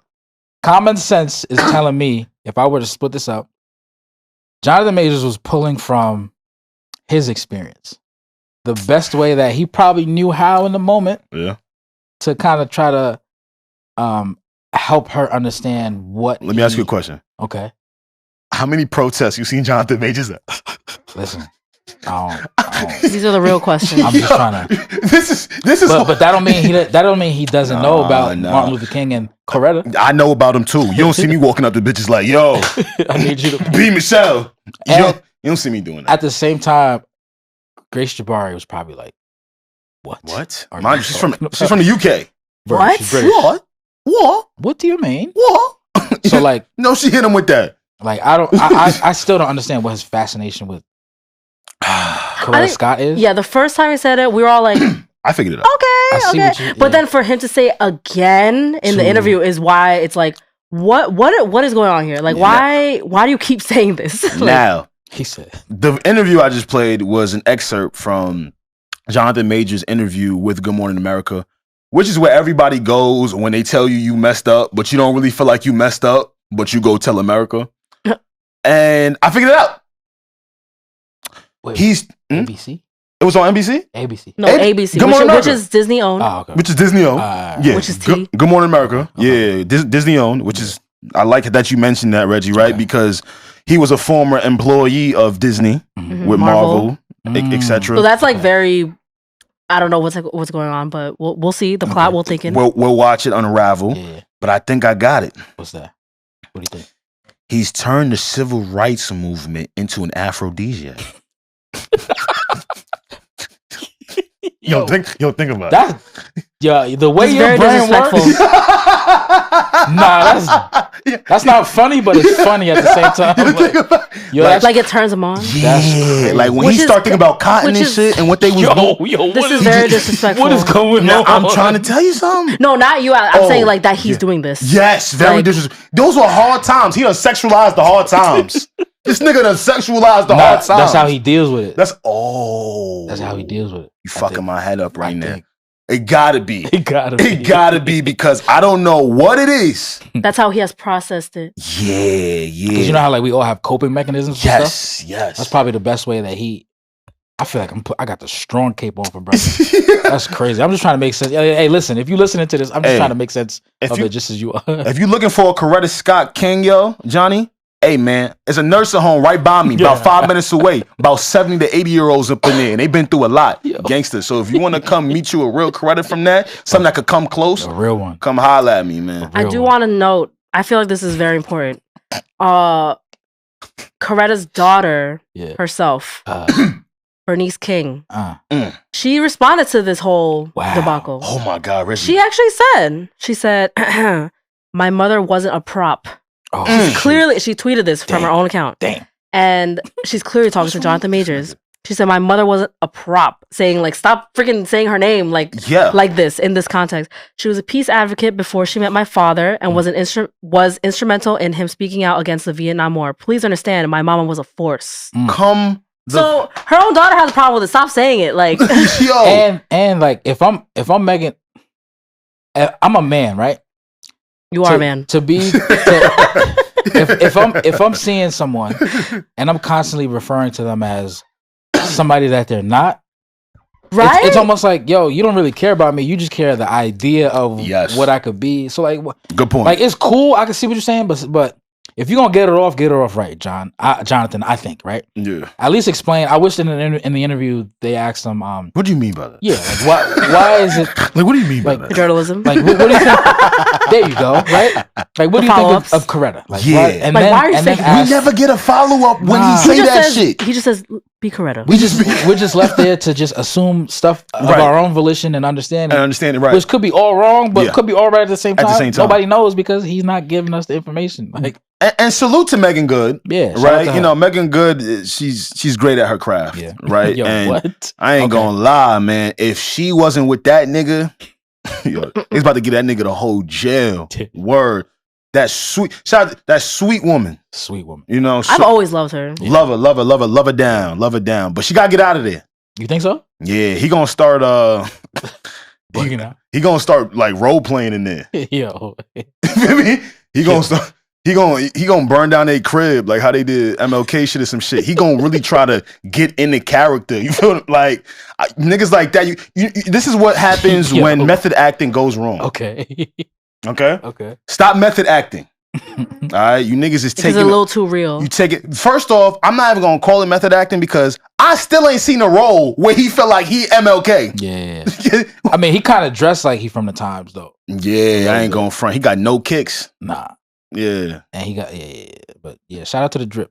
Shout out to the drip. Man. But nah, I definitely think there needs to be more of kind of like just him explaining why he thinks why he thinks. I see what you're I see exactly what you're saying. You're like, Jonathan. Do you even like want this person that you're with right now? Yeah. Or are you just kind of always in your head, you're like, no, I want this to be my Coretta. I want this, and like I get what you're saying. And like you could tell, he think he frying with grease when he say it. Yo, he think he go crazy. He smiles every time. But like, bro, like he could have been good if he was just like, if they were like, what do you like? How's she holds me down? Like I love her. She became the new light in my life. Like something real poetic and eloquent. Yeah, that speaks to her personality. Her and Megan was there, and the camera panned to her. She was like, yeah. Okay. But like, that was damn, bro. You might have to cut that out. Yeah, like, cut that out. Yeah, before he says it, like he does a long dramatic pause, and he says it like slow, like mad sexually, like not really sexually, but he just he said it with mad like vigor. Yeah, like not vigor, but mad like essence. Yeah. I don't even know what the word is, but it's like fucking weed. I could tell yo, bro, he really thought he was. He needs to go sit down. He needs to go sit down. And I also want to preface the reason why the audio was released, or what was going on when the audio was released of between him and his ex. Telling Jabari Grace or Grace Jabari, whatever it is. Yeah. Apparently, allegedly, she came home drunk, and in the audio, you could tell like it might have been chopped. There was more to it, but it might have been chopped just to bring out those like court proceedings and all that. Yeah. But he basically was telling her that like, listen, what I'm trying to do for me and my culture, I'm trying to do great things. I'm a great man. This nigga. The person that I would want to be has to be kind of like a Coretta King, and I would like you to virtually he was saying I would like you to emulate the same.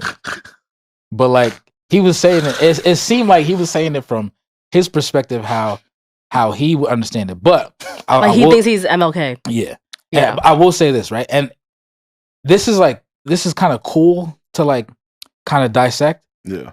So I took social work in college as my major. Fire. So you know people. I know people a little bit. Okay. So what's up?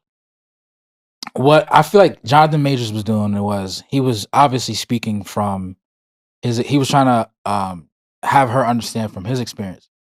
But in a conversation that's kind of like charged that way. Yeah. It's almost like you're working double time to try to get somebody else to understand what you're trying to what you want. Tell them. Yeah. The thing as opposed to like, hey, let me say this in a way that I think like if I know you to an extent, I should kind of know how you understand. You're right. So let me speak to you from a way that I know how you understand it. See, my thing is though, I don't think he understood it because nigga, you're not a freedom fighter. You're not a freedom writer. You're not none of these shits. This nigga never been through. Like I seen Creed. Yeah. Okay. Yeah. Niggas was just fighting.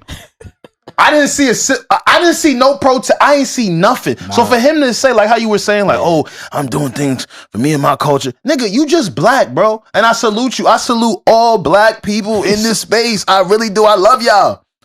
But don't sit here and act like you the second becoming a Malcolm X. Like we get nigga his point. Like be my Coretta. We get what he means by that. But the fact that he keeps saying it is definitely like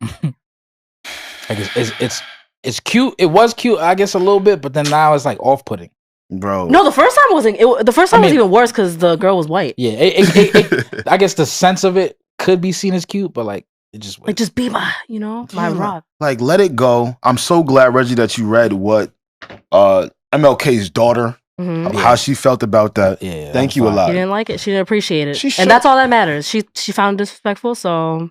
Don't do it. Yeah, we'll be watching this very closely. I, for one, will be watching this very closely. Yeah, because all I know, he better be in the next slavery movie. Yo, because of how he's talking now. Thank you. Okay, thank you. That's why I said it. I don't want to see nobody, in peril. I don't want to see none of that. But nigga, the way you've been walking around and talking, like, oh, be my Coretta. Oh, I need a Michelle Obama. You better only do political movies for the type of shit you do, Dr. Umar genre.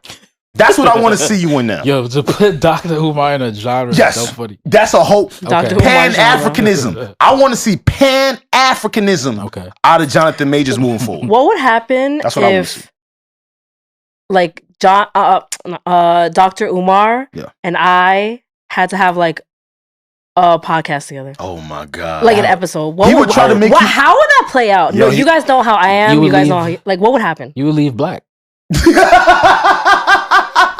I'm bugging. Why'd you leave black? She would leave. This has been the Need to Know podcast. Hope you enjoyed the first episode of the year. Nah, cause yo, he right. It'll be by force. Like, how would that session end? Like, what would happen? I think he would spend, and salute to Dr. Umar because I'm one of those people, I already said it here today. I love people who are passionate. Yeah. About what they, are a part of or what they believe. Like, I love those people. Like, we're getting the authenticness out of them. Right. He says what he wants to say. We were talking about that earlier. Yeah. Now, with Dr. Umar is he's going to try and sway. Oh, for sure. Convince. That is his whole thing. Like, listen, you are wrong about how you think about black. And I am right. I am right about how blacks are perceived. Like, do me a favor. Don't think. And let me think for you. Let me think. Do me a favor. Yes. Don't think. Sit down. Dang. I have mad degrees in Pan-Africanism. I can't with that. I can't. That would be ill. That'd be some real content. Yeah. I don't know if I'll make it. I know you wouldn't. I don't think so. You think you would run away? I feel like I would start crying. Yeah, I think you would too. You guys know me. Like, I just can't. With you know how him and Ish did like the severe back and forth. I can't do that. I just told you guys like a few minutes ago, like I need a lot of time to process things. If Alex says something to me, I like don't realize like, did that hurt my feelings? I have to think about it, and I want to know why it hurt my feelings, and then the next day I'll text him about it. Okay. Yeah. With me and Dr. Umar, that just would end, and he would hate me because I'm not black. It wouldn't be a kind of. It would be a monologue. He said he doesn't hate people that aren't black though. Yeah. Oh really? Yeah, he says he doesn't. Yeah, he just does it like when it come to black issues, just shut the fuck up. I'll gladly do that. Yeah, I'm black, and he the type nigga. I'ma just shut up. Like if we get him on here, oh my god, please, nobody clip this. I do not want him seeing this and coming for me. I will literally leave the fucking country. The Prince of Pan-Africanism is on his way to the Need to Know podcast featuring Regi. Stop! Nobody clip this. I'm literally sweating right now. It's gonna be. I'm gonna clip this and like. Yeah, that'd be fire. I'll leave the country by tomorrow. I'm so dead ass. Oh man, I'm not built for that. Yeah, we're just about to say. Let me. I was going to transition. You know what I mean? I've been watching y'all for a while. Come on, so I was about to. You know what I mean? Wait, he was like, guys, I have a fire transition. Talk to me, let him do. So Regi, what's up? You did mention you did do the beautiful work on pulling up the tweet from Coretta's daughter. Yes. Yeah. Speaking of kids, That boy right there. You feel me? Yo, he was that proud of that transition. Speaking of, I hope I cooked. If I didn't cook my food. You went crazy. You cooked more than I did. Hey, you know what I mean? I love when you know in your mind, you're like, okay, I'm going to use that and be like, speaking of. And it actually worked and where it's supposed to work. Yeah. Ooh, Pierre, that was smooth. Speaking of kids, the Utes, the Jits. Speaking of Jits, take it home, Pierre. Finish it. Yeah, you gotta take it all the way home now. Yeah. So I help you, nigga. Damn, I thought my job was done. No. Not off the hook. So recently, yes, NBA YoungBoy had an interview with Bootleg Kev. Yeah. Bootleg Kev. Yes. Dropped on an interview. It was about 45 or so minutes. About 45 minutes. It got cut down and reduced because that's what you're gonna get out of an NBA YoungBoy interview. Like you're not, and that's no disrespect to NBA. Literally, he's the one that's like, you know how you go to if you get a Drake interview, it's gonna be reviewed. Oh, for sure. It's gonna be NBA is the same way. So Bootleg Kev went to his house up in the mountains, Utah. They called it Gravedigger Mountain. Stay away from there. In the video, you could tell there was a bunch of snow. There was a guy walking around with a shovel. They were talking about how like they were kind of out there, you know, being in nature and stuff like that. Yeah. NBA kind of sat down with Kev and they were speaking about kind of plethora of things, right? Yeah. How he felt about the industry, what it's like to be who he is, and they started off with. It was a good conversation. It started off really well. Started off really well. Very interesting. Yeah. So let me set the scene. Sure. And I'll play the clip because I got the clip on me. So they're there talking. They're on the couch, beautiful couch. NBA YoungBoy's not because you got to beautiful couch. That's important. What color was it? Like beige, right? Yeah, it was like a beige joint. That's important. Beige couch, like an off-white. There you go. We gotta see how the nigga live. A cream. A creme. Okay. Damn it! That's a yes. Yes. God fucking damn it! Yes. That was exactly the shade. And Bootleg Kev is, if you're watching it, Bootleg Kev is on the left. NBA YoungBoy's on the right. Yeah. And to my surprise, NBA YoungBoy's son was there also. One of his sons. One of his 11 children. Yeah, one of his 11 children. And I'm not exaggerating that. Yeah, 2 of which, by the way, might I add, are not his biologically. Got you. So that also plays into 2 of his kids is not his biological. 2 of the 11. I didn't know that. And that also plays into what he said. Got you. And I'm going to play what Pierre has been referencing here. Kev asked him a question. And, you know, big shout out to Bootleg Kev on this, by the way, man. Yeah. You do have a lot of children. And you know, I've been around you to see in a short amount of time that you're a great father. How important is fatherhood to you, man?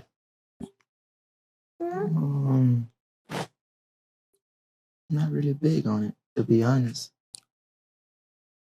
What do you mean by that? You're not big on it. Kev couldn't believe it. You're a family man. I'm here with you. I see it. Yeah, but I'm only out. I'm only like in here because you live. Oh, well, I don't believe it's a crazy topic because I'm not the type like to sugarcoat nothing. But I'm 4 walls all day, every day. Every day. When you say 4 walls, you mean locked in? Yeah. Now he kept it real. He did keep it real. And as Pierre mentioned, guys, his son was literally sitting in his lap. Yeah. His son is literally cooing. Yeah. And playing with both of them as they're recording. And he looked like he was being a great father. Now, many of us do know that NBA YoungBoy has had a troubled past. Yeah. Even most recently, they forced him to be on house arrest. Mm-hmm. I think he's been on house arrest. I won't put a number on it, but I know it's been for multiple years now. Yeah. So, you know, when they told him, like, hey, man, we're going to put you on house arrest. We're not going to keep you locked up over here. Pick a location. NBA YoungBoy decided to pick Utah. Mm-hmm. And, you know, throughout, I've also seen different interviews with NBA YoungBoy and people visiting at him at his residence. Yeah. For instance, $1 million worth of game, Gillian Wallow. Yep. They also sat down with him recently on his premises. And it's interesting to see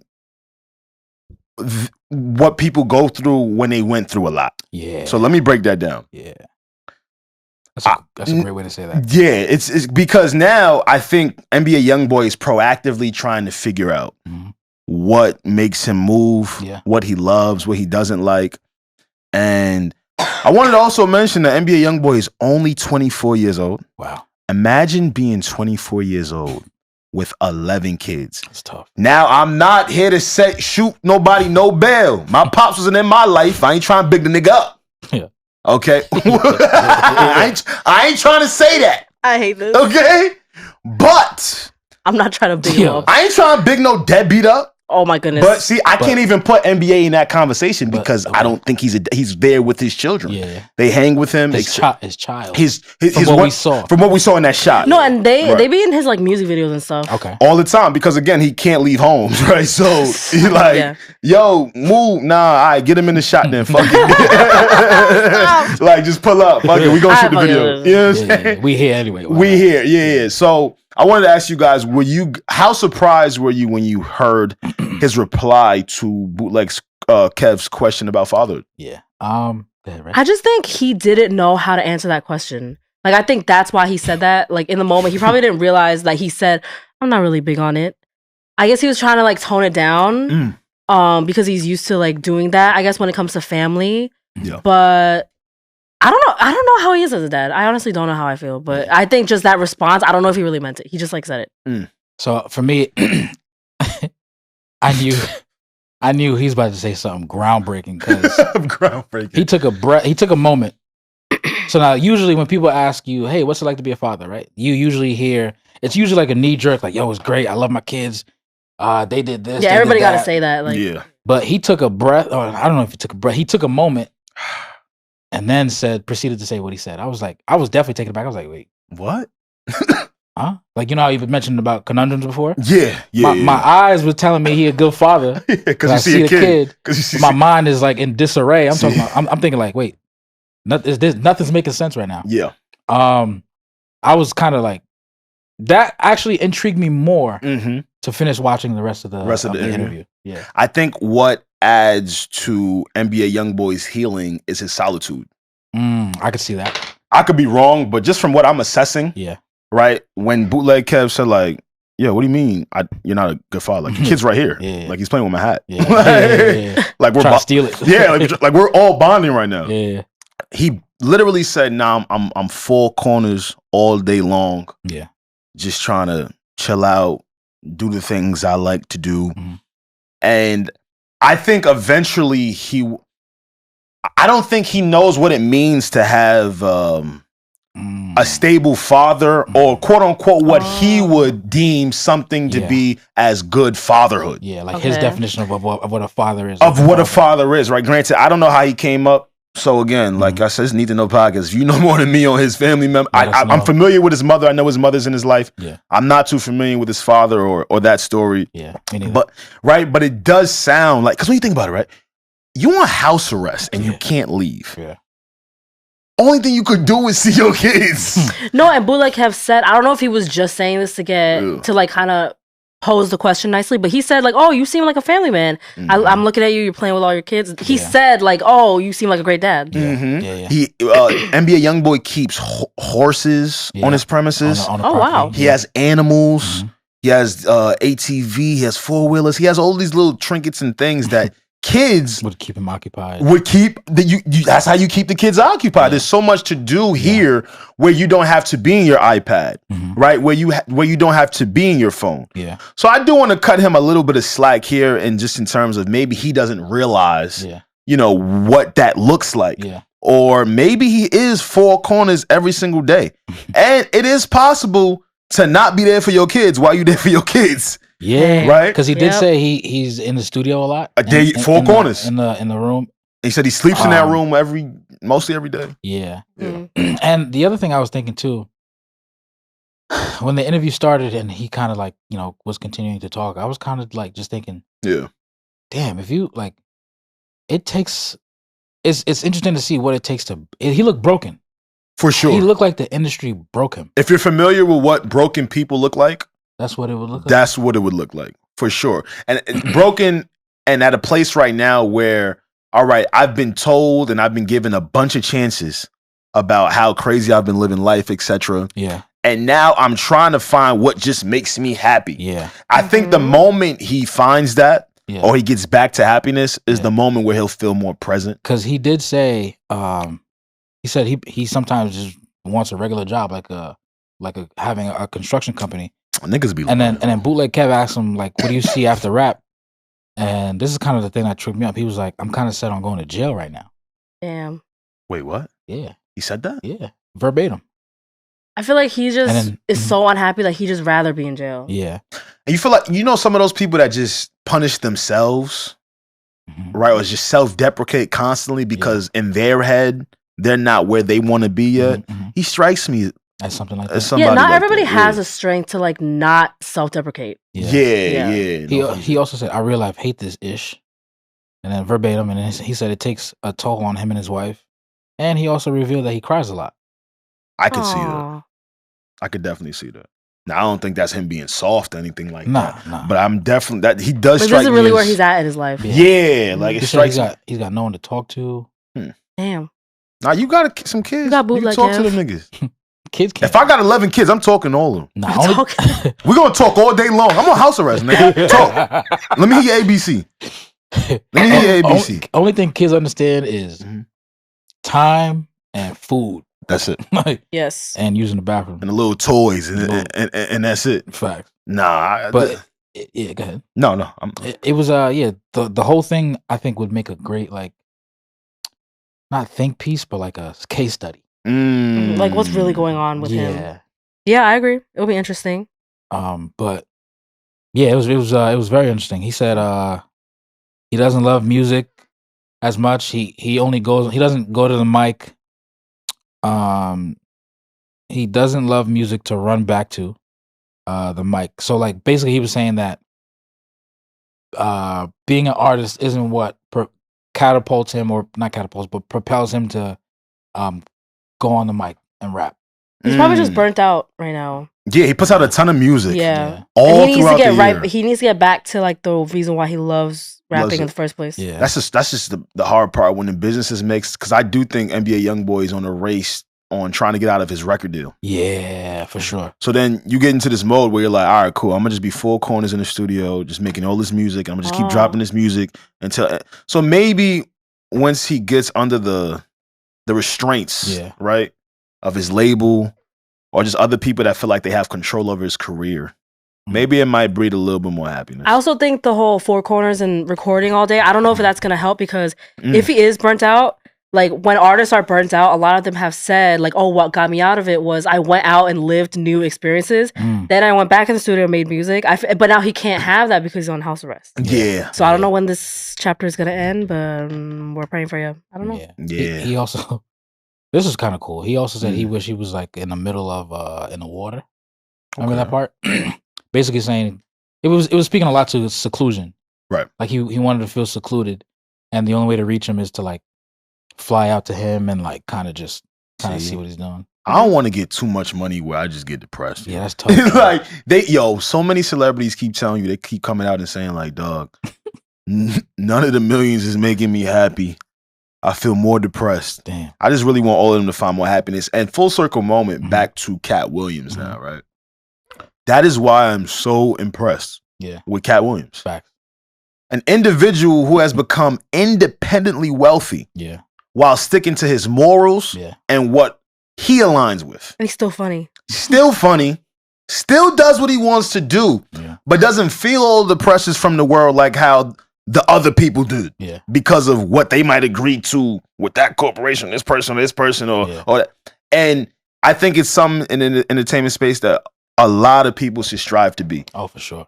Granted, I know being independent a lot of times is a lot of hard work. Very tough. And, again, we speak about it here all the time on the podcast. It's an independent podcast. And, just trying to do everything can be a tedious task, right? Sure. Yeah. So and he does that with all his kids. He does. He's a single parent. Single parent doing, I forget what the number was of kids that he had a couple. Because he adopted some. He did. He had a few, though. Yeah. He had a few. So to do all that, that's tough. I'd imagine he has a good team. Yeah. But, yeah, maybe that's what NBA might need. And you know what, man? I think a lot of we actually spoke about this on a recent episode, on Twitter, right? There was a young lady who came out and said that, motherhood really isn't too fun to her. It was along those lines. I'm paraphrasing right now. Yeah, she was like, to be honest, like, I don't like being a mom. I don't like being a mom. And people were like, girl, don't say that. She's like, I'm just being honest. Like, are those people really bad people though? What, like Which people? Those types of people that actually say, right? Like I don't think that woman, the tweet was bad, because in the replies she said, "Hey guys, I never said I hate my kid. I never said that. Right. I'm just being honest. I'm like, motherhood, I'm not enjoying it. Right. I don't think that makes her a bad person. But if she acts on it and gives this innocent child a bad life because of her decisions, I feel like that I'll be like, girl, you don't do that. Yeah. But I don't think she's a bad person for being honest and thinking that. Yeah, and I think most I would assume most mothers kind of, every parent has that kind of moment where it's like wow, yo, I love my kid, but right now I don't really like you. Like, no, I mean that's just being human, right? Yes, yeah. I don't want to vilify parents. All right, I'm my mom's only child, and right. And as I was, what's up? Oh, it's just you two. I have to think about it. Like, wait, yes, mom's only. Okay. Yeah, my mom's only child. Yeah. Right. So as I developed as a kid, like teenage years, going into college, all that shit, I started to look at my mom differently, but not in terms of anything bad. Just really in terms of understanding who my mother is. Okay. Right. And just seeing how it could have probably been unpleasant to deal with me when I was young for, so however many years without the most amount of help. Yeah, doing it by herself. I don't think she's a bad person if she ever had a day where she was like, this nigga pooped the pamper again. This is 30th time. It's the 30th time, nigga. I gotta go to work at 4 a.m. I don't think she's a terrible person for feeling the way that she feels. Oh no, absolutely not. Yeah. Right? Kids are difficult. Kids are difficult. No, like imagine, this is why I don't want to have kids right now. Imagine you guys know I be tired after work. I make it very, I don't hide it. No, yeah. I show up for the podcast every single week, but you're killing it right now. But I'm tired. Yeah. Like, so imagine going to work, working so hard, and you come home and you have these freaking kids. Like, just they have to eat. I might say I ain't too big on fatherhood in that moment. Like, I could see why they're like, fuck. Like, yeah. You don't stop eating. You don't always eating. Now, granted, it becomes dangerous when it becomes negligence. Yeah. Right. And when you act on it. Yeah. Like the kids aren't eating, the kids are being abused, mentally, physically, etc. That's when it gets weird and it's cool. Yeah. Fatherhood, motherhood, you right. You ain't big on it. Nah. But man, if it's just a human going through the phases of life while incorporating a child, I'll grant a little grace because I don't think he keeps that answer going forward. No, I don't think so. As he matures, right? As he gets, more of the role. Yeah. Granted, you should have 9 kids. I thought you would have got the hang of it by 4. That's a lot of kids. That's a lot of kids, but yeah, man, we're sending well wishes to NBA YoungBoy. Yeah. I wanted to ask you guys if you had anything else you wanted to tell the people. I'm gonna leave the people with some quotes for the year. Okay. Yeah. But wait, so you should do that last because Pierre has a question for us. Yes, P, hit it. Damn, you're introing both the last topics. Wow, he's killing it. Big day for him. I've been watching y'all. I've been around for a little bit. You have. So I got a question for you guys. Open ended. Scott's good. And viewers, you guys also write in the comments what you would want to do with this, or what your answer would be. Right. So my question is, what's the most unappealing thing for you to find out about your significant other? The most unappealing thing. The most unappealing thing. That I would, or yeah, no, that you would. Not that he actually does this. No. Wait, are we going funny or are we going actually? That's my real answer. Up to you. Because my initial first gut reaction when you said that, like, what's the most unappealing thing? If I found out my man secretly hates women, disrespects. You know how you could tell the way a man talks about just stuff. I'm like, you secretly hate women. Yeah. That was my first answer. I don't know if that's my full answer because I wanted to low key give a funnier one, but that's my first thought. Now, Alex, you talk because I have no idea what to say. Okay, so actually, I see where you're coming from already, for real. Yeah. Most unappealing. The most unappealing thing that I could find out about my spouse. Yes. No, significant other. My significant. I don't know because at some point, if you're locked in, clearly you know their values and morals. Yeah. So all the little side things that they do, I don't know. You just kind of not deal with it, but what could it be he doesn't flush a toilet like that. I don't know. That's not really gonna make me give up on him. I got it. I see what you're saying too. The most unappealing thing for me is being with someone that doesn't have confidence. Oh, that's a good one. Right? Because we all come in different flavors and sizes. But I can't tell you guys how many times I fell out with people, or women, that just weren't as confident as I saw them to be. Yeah. Like, I thought some of these young ladies were great, amazing people. Yeah. Right? But now, once they don't believe that, it starts to become a job for you. Yeah. Because that, oh my God, especially for somebody like Alex, triple Aries, headstrong, confident, passionate. Yeah. Like, if they're not confident, that bleeds into insecurity and projection every single day that Alex has to deal with. Yeah. Yes. Like, ding. That's you good, exhausting. Girl. You like a matchmaker or something? I know a thing or two about relationships. She might know a thing or two. So for me, but like I know, like for all men that would be hard to deal with, like just someone that's insecure all the time. Yeah. But like somebody like an Alex, I know you can't. You're like I can't. I'm sorry. I'm like, you a baddie. Why you don't know? That's like oil and milk. Yeah, because like she said, it spills over to other areas, and now, oh man, now everything's fucked. Now it's a plethora of reasons why you don't. The woman for you, I could see, would be like very like strong, but also like independent. I was like thinking. Coretta. I was literally thinking. That's good. Yeah. But remember, she's not an object. Katt Williams will be proud. Word. Thank you. Comedic timing. Thank you. I was also thinking that exact word, independent. Yeah. For me, the most unappealing thing that I would what I would consider to be unappealing for me would be someone that's a NARP. That's a NARP. A NARP. Could you break that one down for me? I have no idea what that means. Yeah, we just going word for word today. This episode, you guys saying shit that I don't know, and now I look dumb. Nah, it's an acronym, but I'm glad you guys asked. Okay. Oh my. I'm glad you guys asked. I was hoping you guys asked because I made it up. A NARP is it stands for a non-athletic regular person. Yo. Why am I saying this? Why am I saying this? Yo, this is awkward. This is very awkward. Why am I saying this? Nah, you athletic. I've been seeing you in the gym, Reggie. Because for the listeners, crazy, Reggie. I'm not an athletic person. Yes, you are. I'm not like an athletic person. You got your shit up. You athletic now. You be doing it. You got your shit up. You athletic now. So Pierre hates me. It's okay. Nah, Reggie, you good. I do think. I agree. Yeah. I do think that is not an appealing thing because you want someone that's like active, like, you know? Word. Yeah, coordinated. For sure. Coordinated. Can be coordinated. Can be, athletic. Nah, but them clumsy joints be having the best. Like when they clumsy, her shit clumsy. Yeah. All right. What? I don't even know where to go from there. But all right. So now we know what you like, right? Nah, because if she too coordinated, like you gonna try and out-hoop me or something? No, coordination is where'd you fire, get this from? Yeah, like where did you get this shit from? Coordination is fire, bro. Give me examples of good coordination.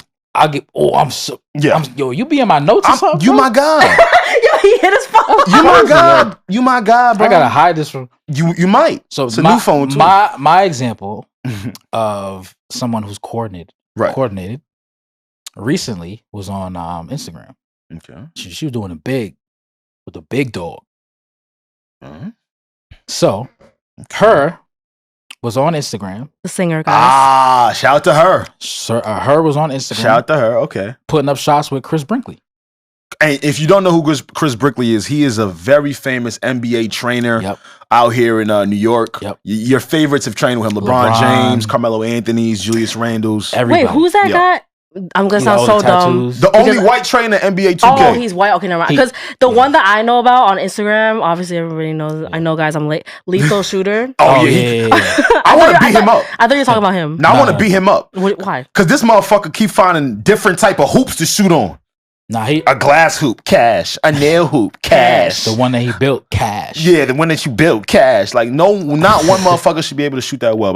Who was also shooting cash? Oh shit. Was her, bro. Yo, she was. Word? And when you saw that, you were like, okay, this is cool. I was dumbfounded. R&B singer her? R&B her. Because a lot of times when we see our artists or our respective artists and people who we, have certain affinities for, we don't really put them in anything else other than what we found them in. Yeah. That's what you do, yeah.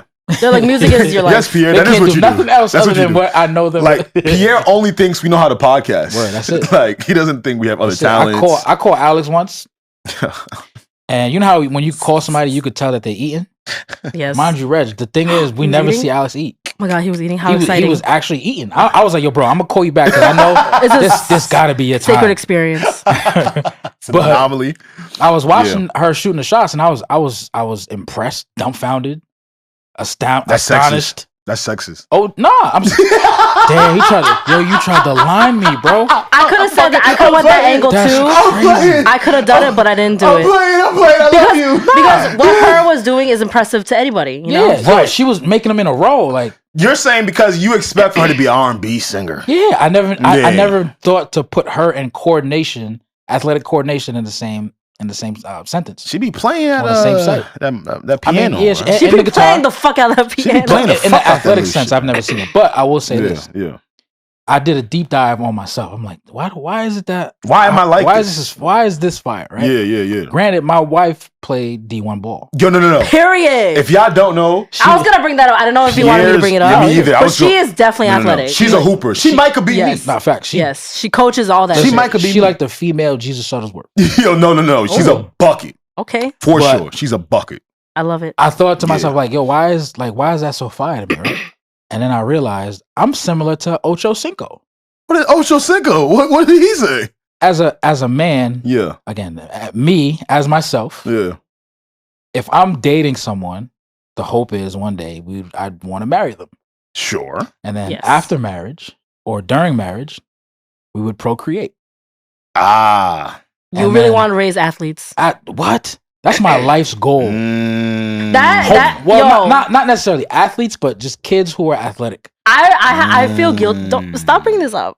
I feel guilty about this every single day because on my lovely boyfriend side of the family, he's patient, tall, naturally strong. He has two brothers, so it's 3 boys in the house. All of them are amazing basketball players, amazing athletes. And then there's me. I'm 5'1". I can't play sports, so I'm gonna mess up our gene pool. You to balance because he got to work hard. Your kid got to work hard. Imagine our future son is short because of me. I'll never forgive myself. How tall are you? I'm 5'1". You gonna come out like me? Nah, your son gonna come out like me. I hope my son gets all of John's genes and my daughter gets mine. Nah, it's gonna be half and half. I'm tell you why. My pops was 6'6". Word? Yeah, real shit. Wait, oh wow. Pitches. So you see oh my God! Stop it. Yeah, that's fire. Because in my mind, I'm thinking. Oh, you thought I never seen a nigga? Yeah. Nah, I seen a nigga. That nigga just went to Cali or something. Go fuck on bitches. Oh my goodness. But nah, this was what I got tight with when I was growing up, right? That motherfucker. You're tall. I'm decent, but this is where it evened out. I'm gonna show you where it evened out at because Pierre's on to something with procreation here. My mother's 5'3". Here I go at 6'1". So you to balance. She's kind of short. 6'1" came, but if I would have, if you know what I'm saying, if you would have ran into somebody else, maybe 6'2", I might could have been like 6'8". For real. You would have been like Bronny. You know what I'm saying? And me and him, I could be the same height. Chill. Nah, Bronny's 6'4". No, I see like Pierre because Pierre sports is his life. So you like picture your future. You want to play sports with your kids, you know. And worst case, if anything ever happened, I know my kid could like fly out of it. You don't feel like you could force your kid to be like coordinated? Absolutely. I got a plan, bro. No, what if they Pierre? But what if they naturally are very like they don't gravitate towards sports? They're more artsy. That's fine. No, it's not. That's what I'm asking. I'm gonna be tight, but that's you're gonna hate your kid. I'm gonna be tight, but it's fine. You want to hear my plan? What if you get like 4 girls and all of them are girly girls like me? I almost just had a heart attack. Reggie, please. Girls are fire though. You know that's what's gonna happen. Sure, yeah. Lord, if you hear me right now. Yeah, you know he listening, so be careful. I just thank you for helping. Do you want like all boys? There you go. If God were to come down here and say, "Hey, P, what do you want?" First, I check with wifey, like, "Yo, you know what we want to do." And he good. You know he being recorded right now. I'm gonna want. That's a word. I'm gonna want 3 boys and one girl. Okay, you gotta have like one. I could definitely picture you with like a little girl because the king's got to protect the little queen. Yeah, I could definitely picture you with a daughter. Yeah, fire. But he's like, no, 6 boys. I guess one girl. I like the daughters that be protecting the brothers. Yeah, that shit is fire. Like my older sister. Okay, I love that. That shit fire.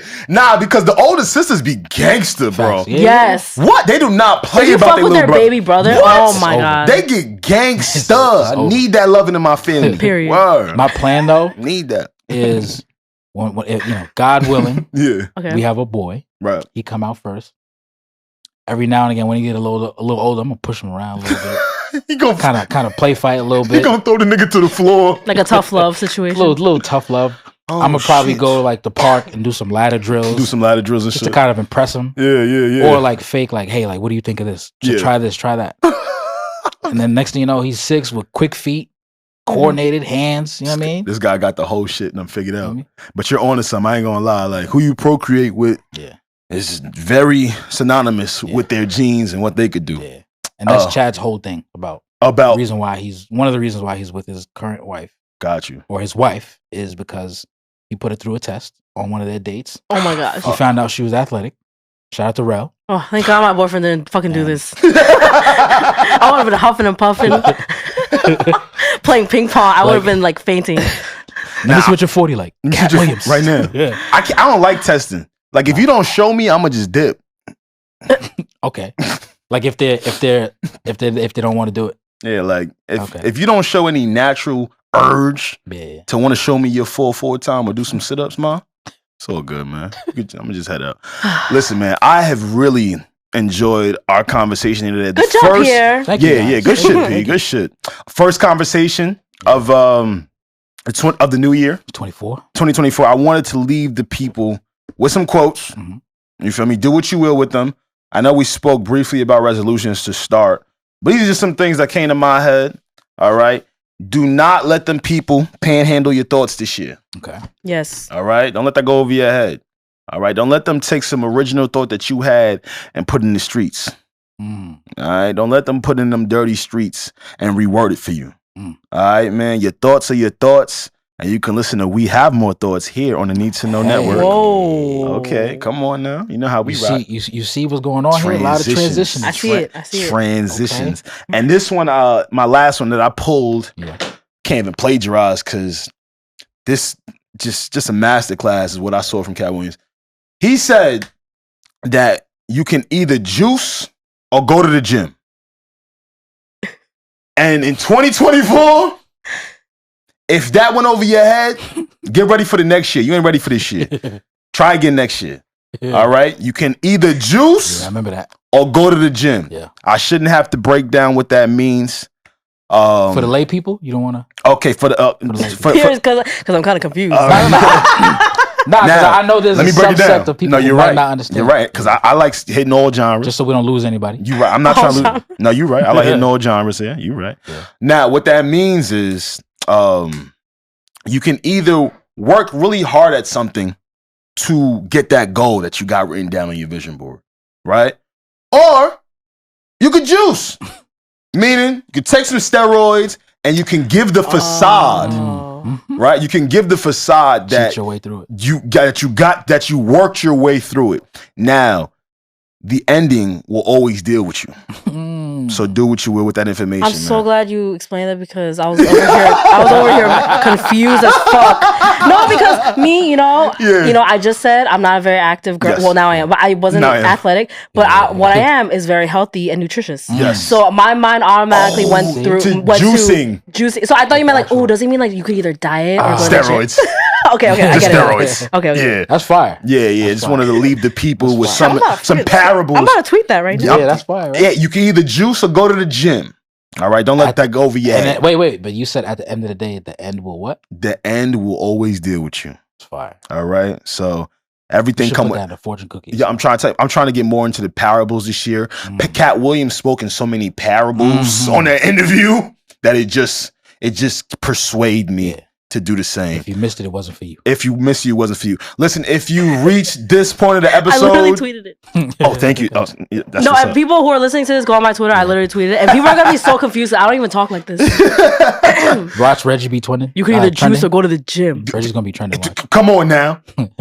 Listen, this has been a Need to Know podcast. Yeah. What you need to know, when you need to know on the Need to Know podcast. If you have reached this period of the pod, you are obviously a fan of us, and we salute you. Newcomers, old fans, old supporters, new supporters. We love all of you guys, and we are excited to do more for y'all in 2024. Please don't forget to like, subscribe, comment.